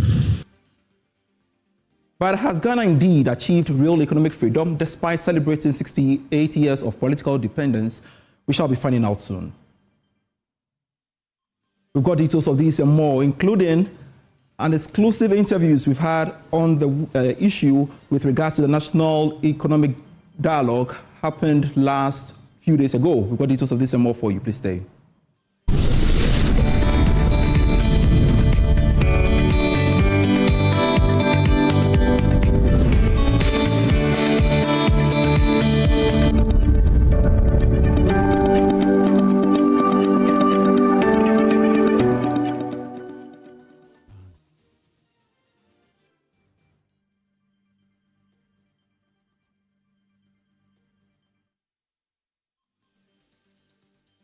Welcome back to the program. I am Pius Kojo-Bakai, looking at our stories. On the occasion of Ghana's 68th independence celebration, President John Mahama says he will steer the country out of the current economic conditions. He spoke during the 68th independence anniversary celebration. Based on our engagement with some economists, they have As President, I am committed to providing the bold leadership and the clarity of vision that is needed to navigate the turbulent economic waters we are sailing in currently, while safeguarding our future. Discussions about our independence often highlight our reliance on imports, on donor aid, and IMF bailouts as signs of continued dependence. This reminder is repeated so often that while undeniably real, it risks becoming a cliche. Yet the entire efficacy of this reminder lies not in just repeating it, but in our willingness to take decisive action. Actions that will break the chain of dependency, not just the empty rhetoric of an Africa that is beyond aid. Proclaiming self-reliance while marching straight back to the donors, into the hands of the donor agencies, begging bowl in hand, is really meaningless. To break this cycle of dependence and reset our economy, my administration is formulating policies based on fiscal discipline and living within our means. We're striving to expand our economy to yield prosperity for all. And to do this, we must look within and make sure that we are raising revenue domestically. This administration is working to implement the 24-hour economy program to ensure that our economy never goes to sleep. This will allow us to create the necessary job expansion, boost productivity, increase our exports capacity and trade footprint, and also reduce our dependence on foreign aid. The US $10 billion Big Push initiative will also modernize our infrastructure. It will create jobs. It will stimulate local industry, ensuring that our development is driven from within rather than funded from outside. Well, there are concerns that the country may not have achieved real economic freedom despite celebrating 68 years of political independence. The following Business Desk report has more. Based on our engagement with some economists, they have first raised concerns about the fact that Ghana is still exporting its commodities in raw state. Over the years, Ghana has struggled to add value to some of its traditional exports like cocoa. This is due to the fact that after 68 years of independence, the prices of these commodities like gold and cocoa are still being decided by the buyers on the international market. Some have even argued that Ghana still has no say in the pricing of these commodities, despite the fact that, together with Ivory Coast, they command more than half of the cocoa market. This development often leaves the Ghanaian economy with some serious shocks from price volatility. The development has also negatively impacted on the Ghana cedi and even the livelihood of some Ghanaians. Also, some have highlighted the fact that the Ghanaian economy is tied to the policies from some of our development partners. Ghana has been to the IMF about 17 times, and some analysts have even projected that this will not be the last time that Ghana will go to the fund for support. Several economic programs and policies that have been implemented by successive governments have not been able to help build a resilient economy against external shocks. The previous administration has, for instance, argued that the current crisis that the country went through was due to COVID-19 and the Russian-Ukraine war. But should we put the blame on the political managers of the economy, or Ghanaians have not pushed the march when achieving that real economic independence that has eluded over the years? But with the new administration's plan to reset the economy, some have maintained that it could offer us a new opportunity to kickstart the process where Ghana will achieve real economic and finance freedom to give some meaning to the political independence that we are celebrating today. Now, the National Economic Dialogue ended just this Wednesday. My colleague George Yafe has been speaking to some key persons on the sidelines of the forum. Enjoy this interview.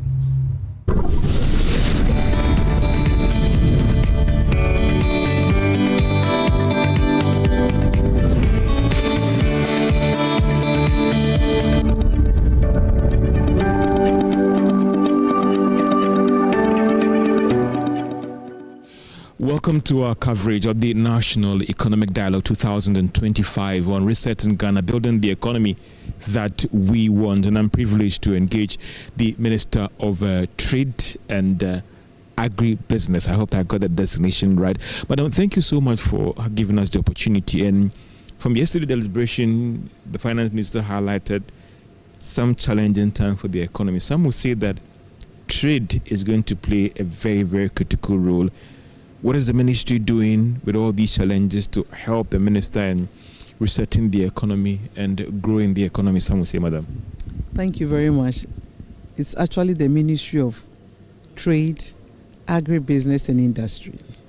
So 3 in 1. Yes, this has been a very useful national economic dialogue. I had the opportunity of sitting through the private sector-led economy yesterday and today, and I think that it's been very instructive. What we seek to do as a ministry and generally as a government is to actually take home some of the recommendations that have been made here. So I'm waiting to do my take home. We've engaged stakeholders across the sectors. We think that if you want to help somebody, you have to listen to the person. You get the person's need and the person will ask what you can do to help. It is our business at the Ministry of Trade, Agribusiness and Industry that trade, agribusiness and industry thrives. What are we going to do? For us to do, we need to listen to them. Yesterday, I got a lot of interesting recommendation. They said, among other things, that government should concentrate on the economy and create the enabling environment for businesses to thrive. They want access to reasonable capital. They also want to participate in some of the SOEs. They've said a lot of things, and I'm waiting to listen to what the other groups also said. What we take home as a government is what the industry wants. And so I'm here to listen to them finally, to tell Ghanaians my take home, and these will add to what Excellency John Dramani Mahama has already. Because you see, we have our own plans and we are willing to incorporate the plans of industry into it. So we are waiting to hear finally what industry says that it will be the way to build the economy. Because yesterday, the finance minister painted the picture for us to see. Everybody now knows what we have inherited. We have inherited doom. But I'm happy that Excellency John Dramani Mahama has taken the bull by the horn by saying that he's prepared to fix the economy, not only by himself, but with all of us. So we are going to build the economy that we all deserve and we want. And so we are looking forward to an interesting summary from... Remember, you are special in your own way, like no other. Thank you, Mom, for letting me know. I would say that what is the level of assistance that the ministry is also going to push forward to support industries and the manufacturing firms in these challenging times? And some will say that in trying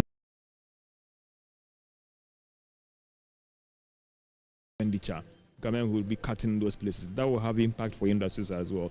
What is the level of support in these challenging times that you're going to make the case for Ghanaian industries and manufacturing firms and assisting them in these interesting times?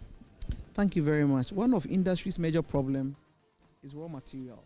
Another industry challenge is access to funding, reasonable funding.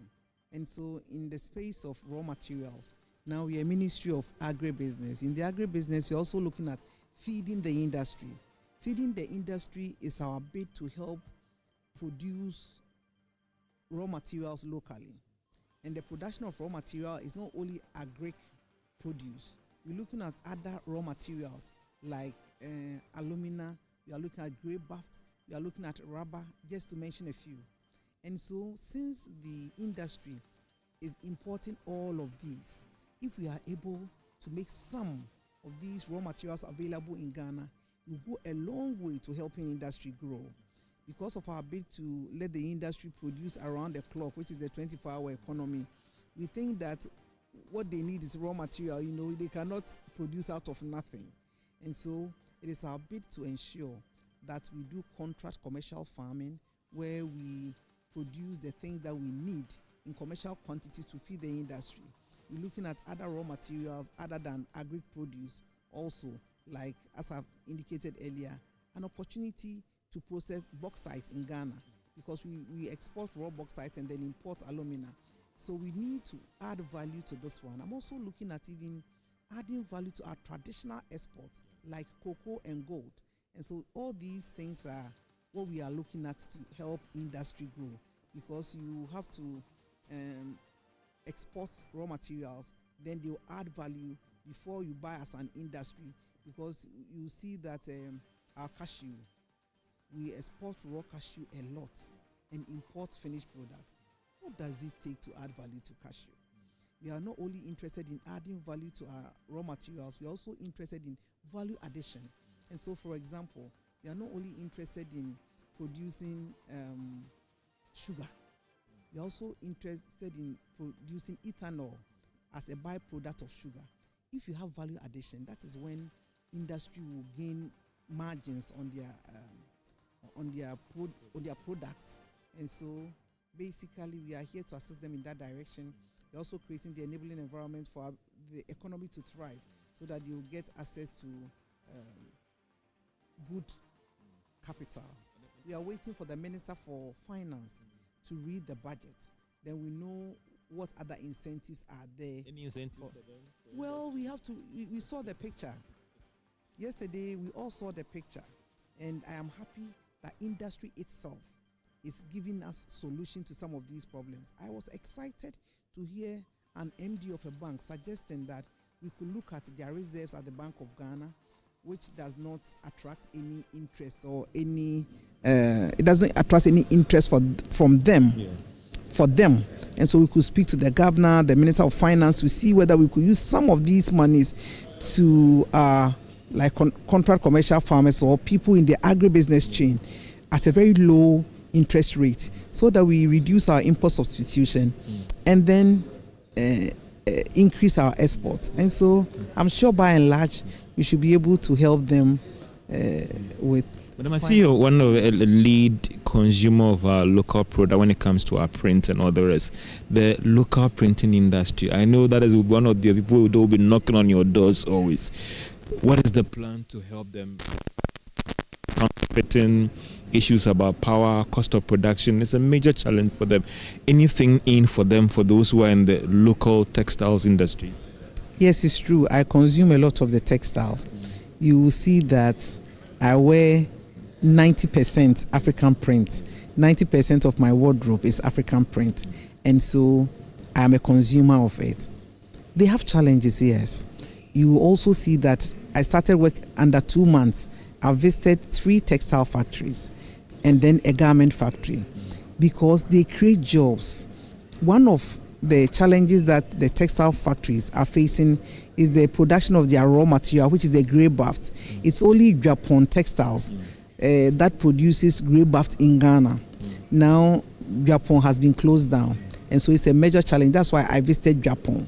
I had a meeting with the management, and they even proposed to me that government should bring on board a strategic investor, and I'm amenable to that. Okay. And so as I speak to you right now, we've started the procurement for a transactional advisor to look at Japan and advise government so that we get a strategic investor to take over Japan. If that happens, the cost of production of our textiles is going to be good because they have capacity. Japan has capacity to produce about maybe 50% of their needs. And we are looking for an investor who will produce over 100 and export. You see, in West Africa, no country can say that it is the leader in graft manufacturing. And so we want to be the leader in that area so that after we've supplied the industries in Ghana, we can also export for foreign exchange. The game is export, export, export, and export. Because that's the only way we get foreign exchange and our city will be stabilized. If we keep on importing everything, at the end of the day, our city will not be strong and we cannot get the resilient economy that we all want. And so we are putting measures in place to also attract people. You know, if we start if we start producing grey baft in large quantities, it will attract people in the textile industry to even locate here. It will give us foreign direct investment in the area of textiles. So I think that the production of that raw material is key to our textile industry, and I'm working hard to ensure that that happens because I have instruction from Excellency John Dramani Mahama to let the textile industry thrive. You talked about export and export. There's a fear that, or the concern is that majority of these exports are not owned by Ghanaians, and therefore, even though the Bank of Ghana data suggests that we are doing well in export, we are not seeing the capital coming back to the country as well. What is the plan to also ensure that indigents are able to participate in this space so they can export more and bring the money back into the economy? Thank you very much. Excellency John Dramani Mahama himself is leading the accelerated export development program. The whole idea is to help export-ready companies to export and take advantage of AFTA, AGOA, just to mention a few. And most of these export-ready companies are Ghanaian-owned. And so we are ready to assist Ghanaian-owned enterprises to be at speed with foreign ones to enable them export. And so I'm sure we have rolled the program, even though it's not been launched. What I'm doing at the ministry right now is the process of helping export-ready companies to start exporting before we also deal with those who are not export-ready, but finally what we will do will help them to also become export-ready. And so basically it will help indigenous companies to also benefit from the export market. Madam, finally on Comenda, what is the latest on the Comenda? Yes, as I promised the other time, I've been to Comenda. I've engaged the chiefs and people of Comenda with the instructions of Excellency, the President and the Vice President. And then now we've also started procuring a strategic investor, because the best thing that can happen to Comenda is to bring a strategic investor who will not, as I indicated earlier, do only value addition but extension, so that we can get sugar and get ethanol. If it happens like that, there will be more jobs and jobs and jobs for the people of Comenda and its environment, and to also reduce our sugar import. Sugar import is very high, and once Comenda comes on stream, I'm sure that it will reduce our import of sugar drastically. Madam, are there any clear timelines for this strategic partnership thing, that by the end of this year or by the beginning of next year, some of certain things should be in place? I always talk about expeditious timeline. Under 2 months, I've gone to see the place. I've done my stakeholder consultation with them. I'm procuring a transaction advisor. I'm not resting until it comes on stream, and I am not leaving no stone unturned to ensure that it happens.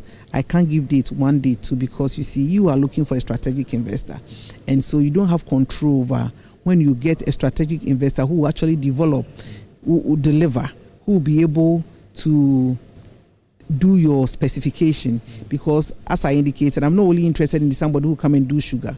Value extension, value addition, the key. And so I will do my bit. Government will do its part to ensuring that we follow all the lay down procedures. You know, procurement issues in Ghana has been fraughted with challenges. We want to make sure that everything is done transparency according to the law. So if it says advertisement for 21 days, exactly 21 days we'll do. So we want to follow all the due processes to ensure that we get somebody who is up to the task. And I can assure you that there is no delay in this matter. Very, very expeditious. So this is our coverage of the National Economic Dialogue, coming to you live from the Accra International Conference Center. And I have with me here the the Commissioner General of the Ghana Revenue Authority, the support. Thank you so much for your time. And some will say that the charge is quite heavy on you because of the revenue issue that we have to deal with. From the minister's presentation, how do you respond to the call and the challenge he's thrown out, and how we should deal with the revenue challenge facing us as a country? Thank you very much. So from what the minister said, and he gave us 7-point actions that as a government, President Mohammed's administration and under his leadership as finance minister, he's going to implement.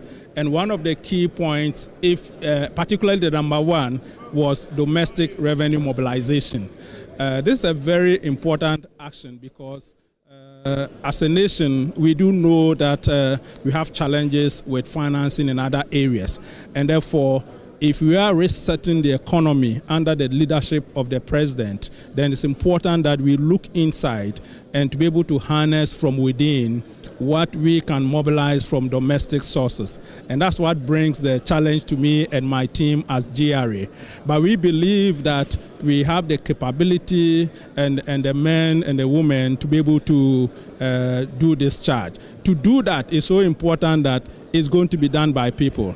And therefore, as far as I'm concerned, I've started working with my top management team as well as the entire leadership to motivate our people, to provide them with the necessary tools and resources so that they can be positioned to deliver on the mandate given to us. Secondly, what is so crucial is compliance as far as domestic tax mobilization is concerned. There are several of our laws which are in the books, and we do know that there are some of us in businesses as individuals have not been filing or complying with our tax provisions. So we're going to heighten compliance, and we believe that with compliance, we will be able to mop up the necessary revenue. But thirdly, is also the idea of innovation and digitalization. In today's world, the world is moving through technology, and therefore, as tax administrators, one of the ways to bring efficiency in our work is to really embrace and fully implement technological solutions. So together again with my top management team, we are embracing the necessary technologies. One, to be at par or even ahead of the taxpayer, and to enable us to have the data and transparency so that we can really go for where we need to collect the taxes fairly and responsibly, and at the same time ensure that we meet the target that is set for us as GRA for national development. You've spoken about target, and recently in the media interaction you talked about over 200 billion Ghana cedis.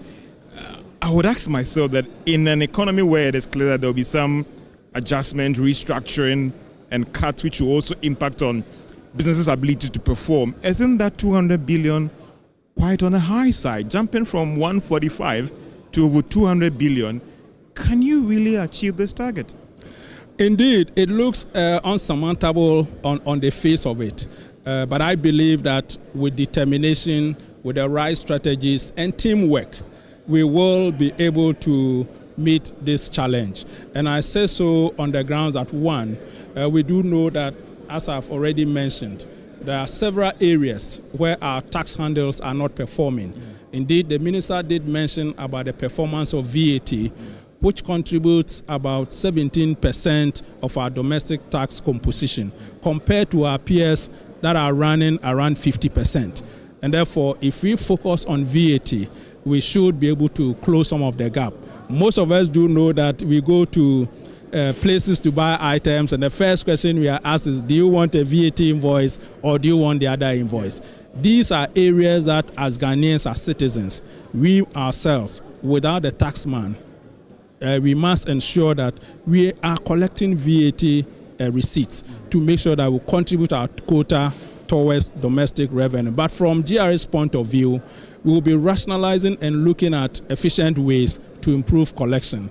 The other areas also relates to high network individuals. If you look at Accra today, the number of high-rising properties that are coming up, the issue is that we have all these owners in the net.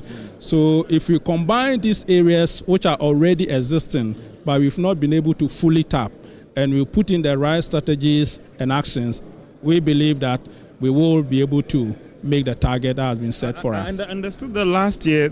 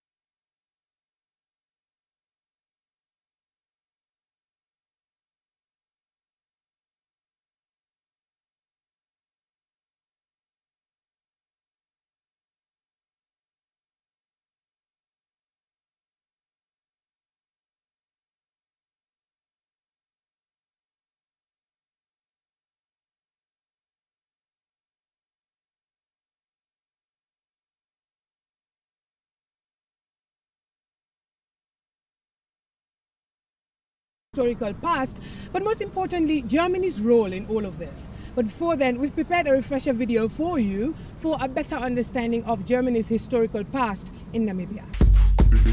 The concentration camp here in Swakopmund marked one of many violent aspects of German rule in Namibia from 1884 to 1915.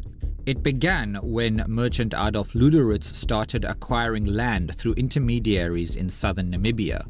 Protection treaties, often misleading or signed under duress, started the transition of land ownership from indigenous people to Germans. Ultimately, this was about 835,000 square kilometers, roughly 1.5 times the size of Germany.